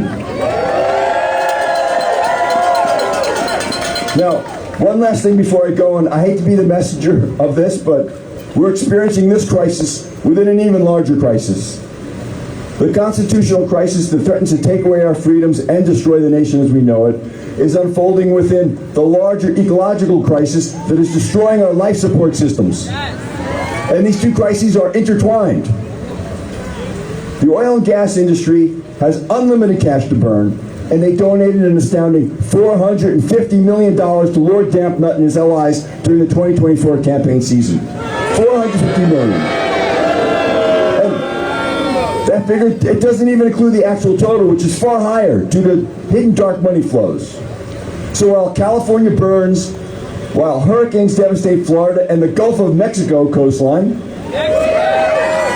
and while the food basket of the Midwest gets blasted by record droughts and floods, any effort to address the underlying problem of burning fossil fuels gets smothered in hundreds of billions of dollars in oil money. It turns out Lord Dampnut is right. The system is rigged. Rigged in favor of the billionaires and the multinational corporations. He even showed them to us by lining up 3 men behind him who hold more wealth than 170 million Americans combined. We've seen the billionaires. We've seen them. So now it's time to see the 170 million joining us in peaceful protests. And that could happen. In fact, it did happen already, right here. Lexington and Concord, right up the road. Exactly 250 years ago, April 1775. Paul Revere made his famous ride to warn Sam Adams and John Hancock that the King's Army was on its way to arrest them. Thanks to Paul, they escaped, and the Minutemen showed up to hand tyranny its first defeat in America, right here. Now, so we're gathered here today to carry a crucial message, another warning, just like Paul Revere did, because most Americans are still unaware of the dangers coming down the road towards them. I've heard people say that, hey, 250 years is a good run, a good period for democracy, but now it's over. It's a great experiment in democracy that failed. To that I say no. I inherited a democracy that my ancestors fought for, and I won't go into it, but there's a lot of bloodshed in my family over World War I, World War II, all the wars. I'm not going to go into it. I refuse to hand over dictatorship to my children. The people will prevail. But after we defeat fascism, we can't go back to business as usual. No, otherwise we'll be right back in this situation, or even worse, should a younger, smarter con man arise in the future. At least that rules out J.D. Vance. I see 3 major changes we must make going forward. 3. 1, get money the hell out of politics. I mean, really, once and for all. I know it'll be difficult. I know it's hard. No excuses. Just do it. The American people want it. Number 2, break the spell of trickle-down economics that's led to this grotesque disparity in wealth. We need a trickle-up economics that lifts the 12 million American children mired in poverty up and out of it. Number 3, stop poisoning our precious air, water, and land. Poisoning these elements means poisoning the people, disrupting the climate, and endangering future generations. It must end. Again, none of it will be easy. Because the extortionist-in-chief's strategy is to divide us, to bring out the worst in us, and thereby control us. He wants us to imitate his greed, selfishness, fear, and insecurity, but that's not who we are. We're guardians of our country at a time when her life is at stake. Yes, our country is our Constitution and the liberty it bestows, but it's also more than that. It's each and every service member who has given their labor and sometimes their very lives for our freedom and prosperity. It's our forests and fields and rivers and beaches, our schools and hospitals and libraries, and we will not have them destroyed nor diminished. And so in closing, I guess we should just do a big hands-off to the forces of fascism that would rob us of these blessings. Can we say it together? 1, 2, 3, hands off! Thank you all for joining us in solidarity today. Let's keep it up. It's a marathon.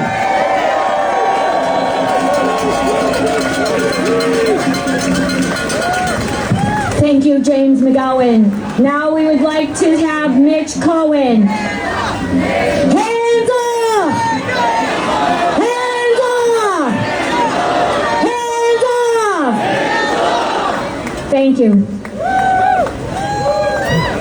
It's a beautiful day here. It may be raining, hate, and awful things elsewhere in the country, but here, right here at Worcester Common, it is hate, it is raining love, and it is raining resistance, and all the good things that we need. My name is Mitch Cohen. I'm proud to serve as chair of the select board in the beautiful town of Northborough, town of 15,000 people, about 10 miles east of here. We all know about the huge and awful impacts of the Trump and Musk administration and their cruelty, which of course is the intent. I want to talk about a couple of things that have happened in Northborough as examples of things that happen in the smaller towns all across the state and all across the country. First, a little bit about immigration. 2 years ago, 100 wonderful people from Haiti found themselves crossing the Rio Grande, were flown up to Boston, and the state moved them into our only motel. Northborough has one motel. They said, we're not a big place. We needed to help them out. The immigration crisis was not something that we saw other than on TV, but the wonderful people of Northborough came together, and we got them some food that they needed. We put clothes on their backs, and they immediately said, when can we get to work? They were not needy. They were not looking for handouts. They wanted to get jobs. They wanted to get housing. They wanted to be Americans. And our town came together like I have never seen. And the same thing happens all across the country. And now they're in housing. They're paying for their own rent. They've got good jobs. And the Trump and Musk administration wants to send them back to war-torn Haiti. And that's just cruel, but we know cruelty's the point.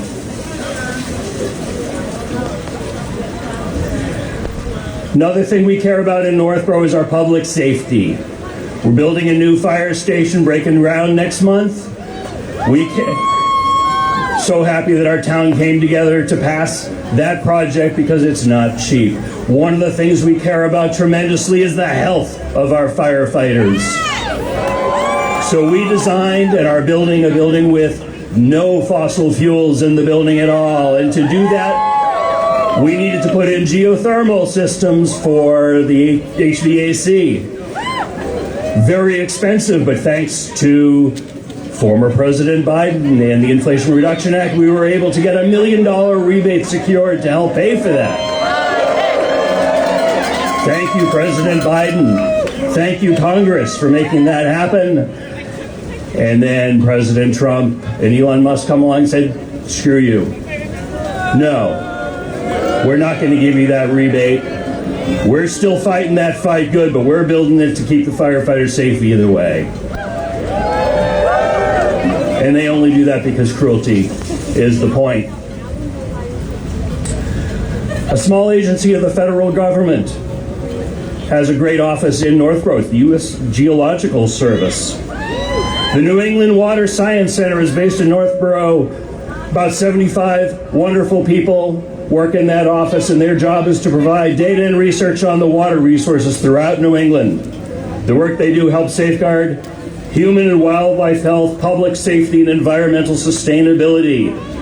They work on a great app called Stream Stats, which predicts when there's even a small chemical spill, where those chemicals might drift throughout the water system and who they might impact, sometimes miles and miles away, used by scientists and public safety officials all across the country.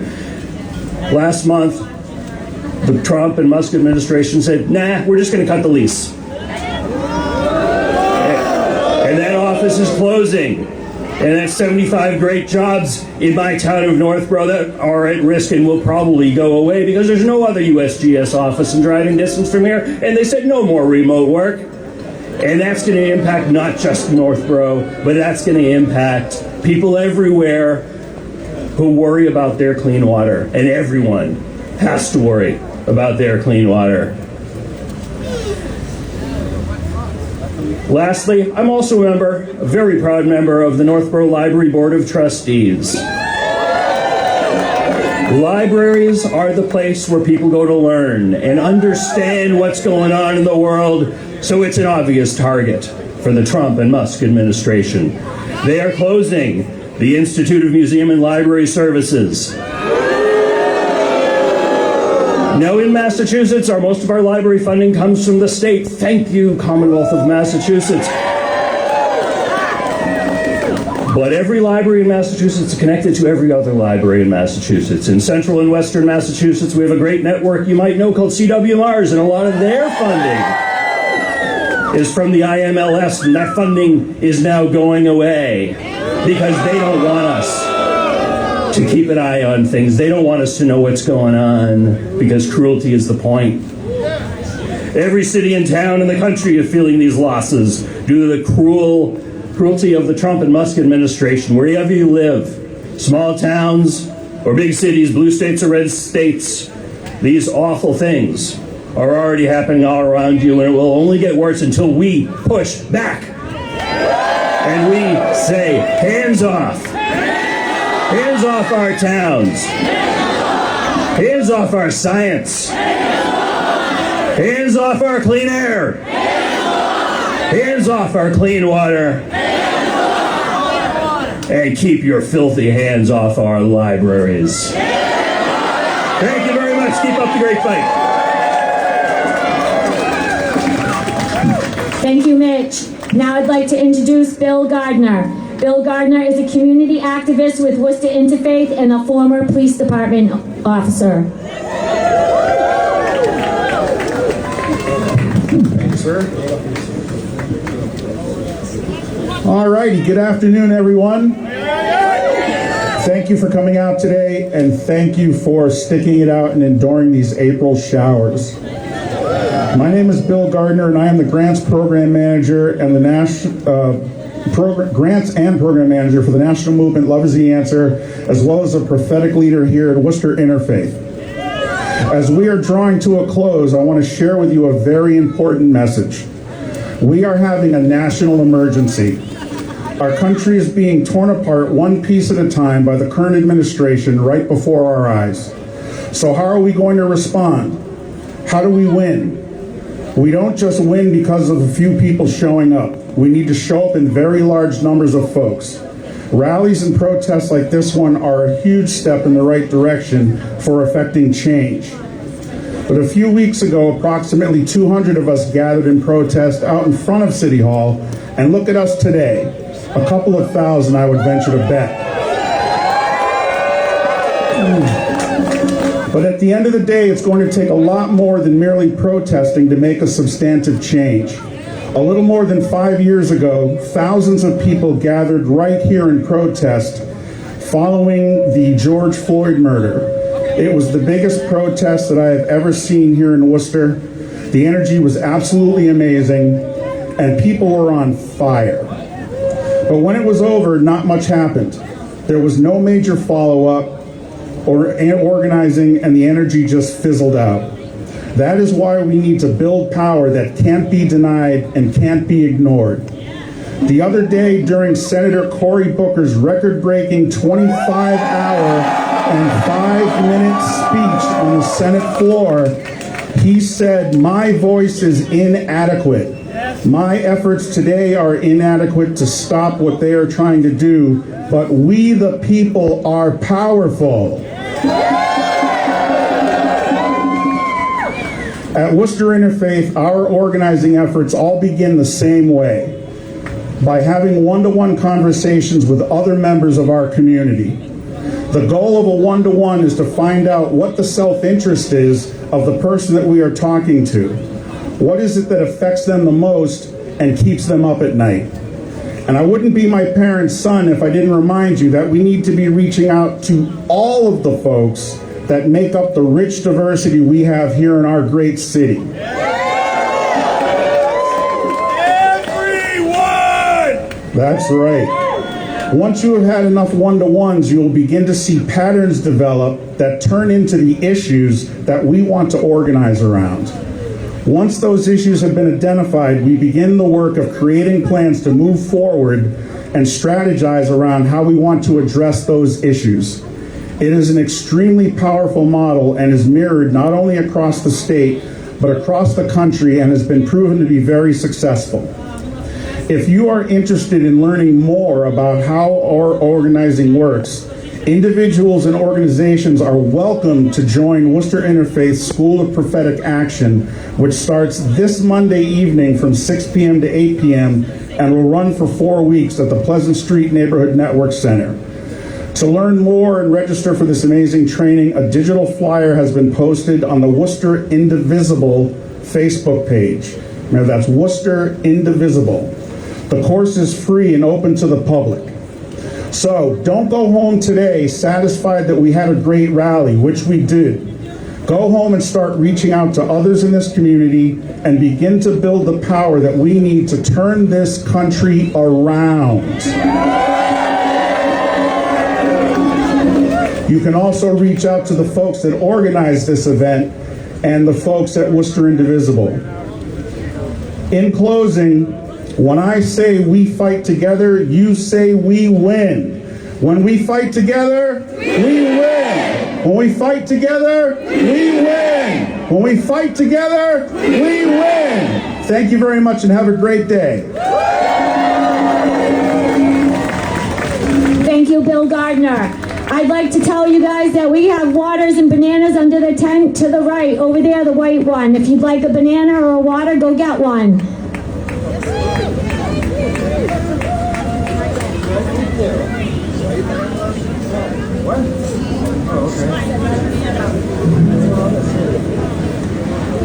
And this is Chris Houston. Peter Wise.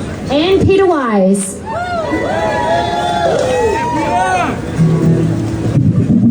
Hey guys. While we're getting set up, I'd like to thank our veterans. If anybody's left out here, you probably had your cold weather gear and your rain gear on. Thank you to the veterans. I was born in Worcester, Massachusetts, so I'm very proud to see so many very kind, good-hearted people out here today.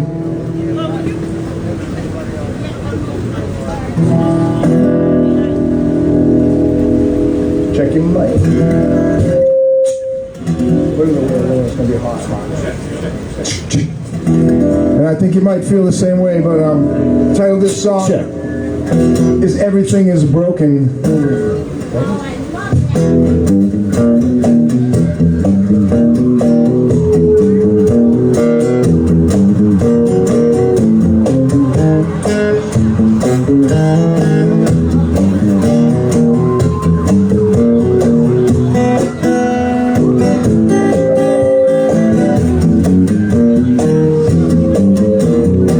Broken lives, broken springs, broken threads, broken strings, broken idols, broken heads, people sleeping on broken beds.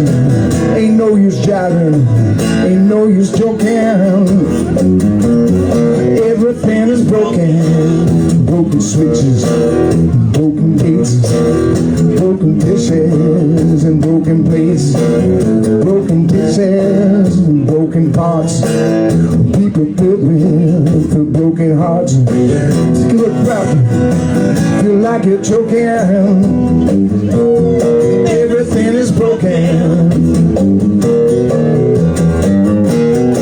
Like every time I stop and turn around, something else just hit the ground. I said broken hands and broken plows, broken trees and broken vows, broken bodies and broken moves, of people bending the broken moves, hound dog howling, bullfrog croaking. Everything is broken.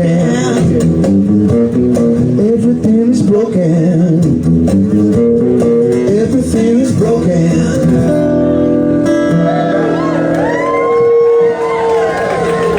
Feedback awesome. Sit back from your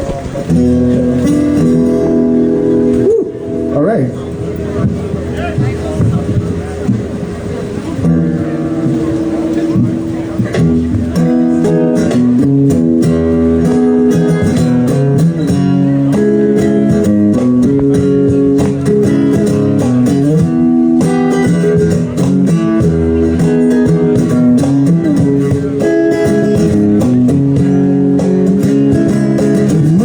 Mother, you thought too many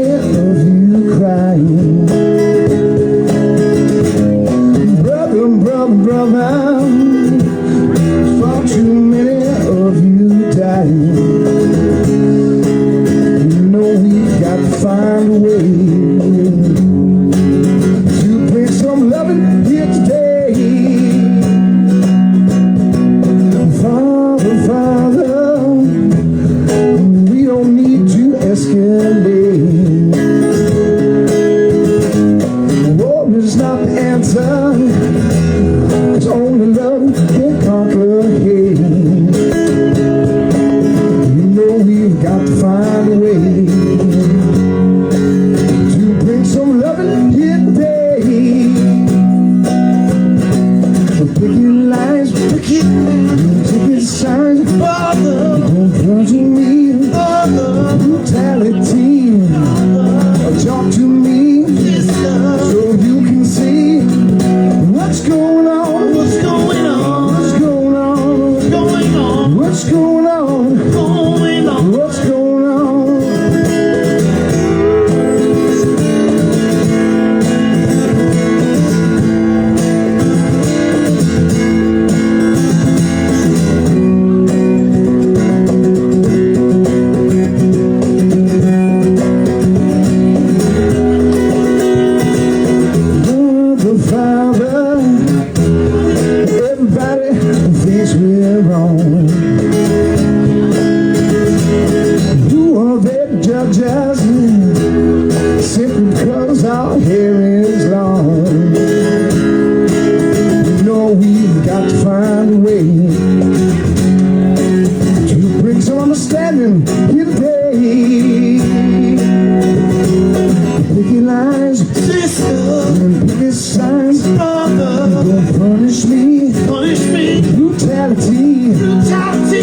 Talk to me, so you can see what's going on, what's going on. I'll tell you what's going on. You tell me what's going on.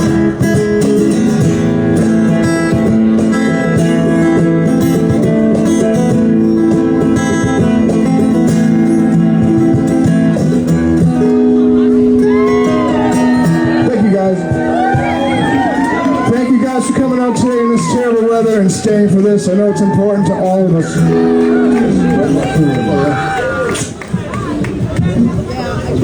We got a drummer's request here.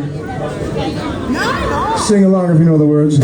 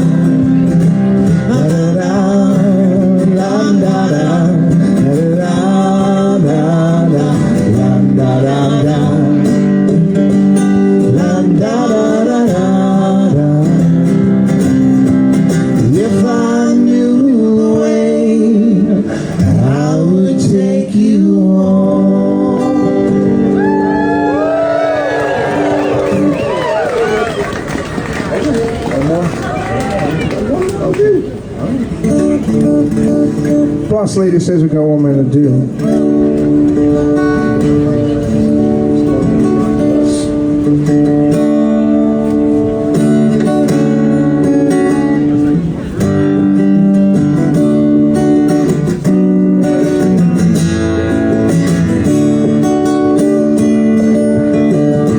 We've been through some things together, with trunks of memories still to come. We found things to do in stormy weather. Long may you run. Long may you run. Long may you run. Although these changes have come. With your cold heart shining in the sun, long may you run. It was back in Blind River in 1982 when I last saw you alive. But we missed that trip down the long divide. Long may you run. Long may you run. Long may you run. Although these changes have come.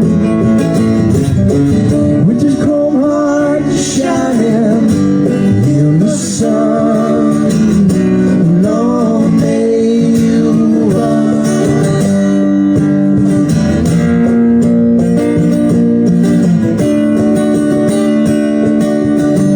Maybe the Beach Boys have got you now, with those waves singing Carolina, oh Carolina, oh, rolling down that empty ocean road, into the sun on time.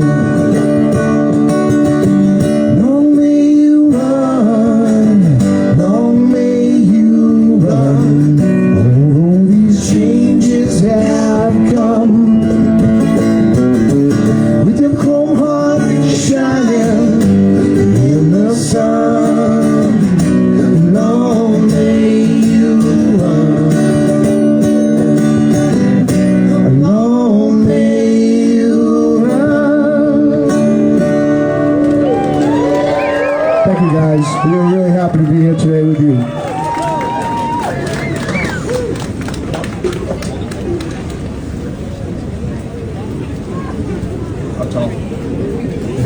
Yep. It's me now again. Thank you, Chris and Peter Wise. That was awesome. Now I'd like to introduce Shannon Curtin. Shannon Curtin is a registered nurse, a poet, and a member of the Green Rainbow Party.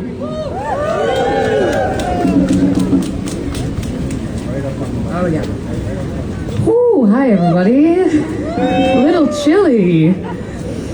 Okay, I think I'm the last speaker, though. Right? Okay, we have more music, but, like, we can do this. Right? Up front, I just want to do a shout out on behalf of my friends who I think just took down their tent. The Independent Socialist Group for Action. Next things we can do, they're having a meeting Tuesday, April 15th at 7 p.m. That's at Clark University in the Laurie Conference Room. But you can find them at independentsocialistgroup.org. They have been and continue to do some great work. Like Misty said, my name's Shannon, and I just have a few things to say. What would you do differently if you could be certain where we are and where this goes? If you had a time machine and went forward just 1 year from right now to find your worst nightmare realized. You're in a concentration camp, alone, starving, and colder than you are right now. Or some version of The Handmaid's Tale, your rights stripped and life threatened if you stand for women or live as one. Or maybe you're living in the reality of genocide the people of Palestine are today. running from place to place with just the clothes on your back to avoid the next bomb until you finally can't move fast enough. If you were certain, you'd be doing more than this. And if you were certain, you'd realize everything you're doing right now is a choice you're making. And maybe if you had gone forward and come right back to this moment, you'd agree with me loudly when I say that our chance to change the course of history is a general strike. Maybe you wouldn't argue with me about your 401k or mine. Maybe fear wouldn't grip you so tight at the thought of a hungry belly or no new clothes. Maybe you too would be able to step back and see that the empire is a machine, and we are not only the operators, but the machine itself. Now, Elon Musk bought Twitter with his Tesla stock as collateral. These wealthy men are not sitting on billion-dollar bank accounts. They are relying on the stock market that we keep going, that we are. Have any of you seen how easy it was for a small portion of us to crash Tesla and Target stocks? Over what, a couple months? What could a larger general strike accomplish? What would it be worth? I know what I'm asking is a sacrifice, but I also know what I'm asking you to prevent. Studies show that we only need 3.5% of the US population, which is about 11 million people, for an economic boycott to work. You all have homework. It is to go to generalstrikeus.com and sign up that you agree to strike when we reach that critical mass of 3.5%. That organization is going to help us move forward as one. We have to speak Elon's language. We have to speak Trump's language to effectively stand up with them, as you do with any bully. I know this personally because my older brother was a bully. He had a good heart, but among other reasons was one of the only kids of color in our white town. So growing up, he suffered racism at the hands of peers and parents, and he learned to survive it. But for the purpose of this story, he was a bully.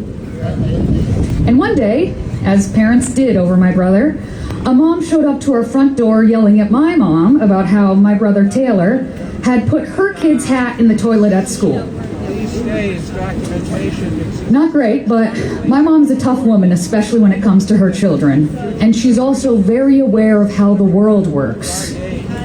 So before she had finally had enough and shut the door in this woman's face, I distinctly remember her saying, "Why don't you go home and tell your kid to punch my kid in the face, and then maybe he'll leave him alone." In my family, we still laugh about this, although it's been 6 years since we lost my older brother in an accident. But I have never been able to shake the truth that I learned in that moment. No amount of therapy, adult intervention, or coddling would stop my brother, or any bully. You had to stand up to them. And when you boil down what we're facing right now, it's a bunch of rich kid bullies. And we have to speak their language. And not with fists, because that's not their language.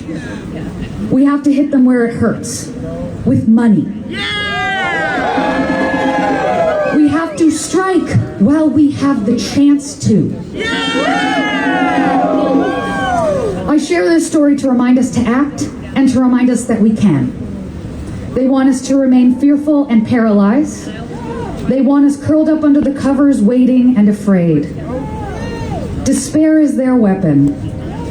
Hope, joy, organization, and love are our rebellion. Now, if you'll indulge me a couple minutes longer, I usually share a poem at the beginning of my speeches, but I wanted to leave you with this one instead. This is called What Poetry Can Do. Amanda Gorman! It's by me. First they came for the immigrants, but instead of fear flew sparks of rebellion, because the people knew the poem, not so ancient and deeply relevant. And those who hadn't heard were told by friends, and they told theirs and theirs, until the truth rang through the streets. History repeats. History repeats. History repeats. They knew who came next: the socialists, the gays, the Jews. And then black people, Muslims, and communists, before it was you. So on the next call to round up the immigrants, one voice cried out, then two, then three. Before it was a wildfire ripping through the crowd, a chorus chanting, "That's me, that's me, that's me." And standing there holding hands across time, their calls echoing back at them. And then, right there, the reality of rebellion. They cannot take us all. They cannot take us all. They cannot take us all. And with that, the elite and their hogs felt their veins fill with ice. The cardinal rule of rulers lay broken at their feet. Keep the masses quiet, separated, fearful, rinse, repeat. As one cannot divide and conquer if he starts with the latter, and there's no way to separate a people who've learned they all matter. Not just united, unified! But history repeats. The rich wailed and willed their stories still to matter, and it did, so to speak, as a warning and a lesson. History, you see, was in need of a people's revision. So the story changed, the ending turned beginning. People took back their lives, finally aware that they were living. And for 1,000 generations to come, the people spoke, sang, and prayed to the children and themselves, a reminder clear and brave. If they come for the immigrants, it's time to turn the page. Thank you. Thank you, Shannon Curtin. Thank you, everyone, for coming here today and enduring this weather. You guys got this. Your presence means everything. Tell your stories like they say. Share what's hurting your families and your communities. If you're not already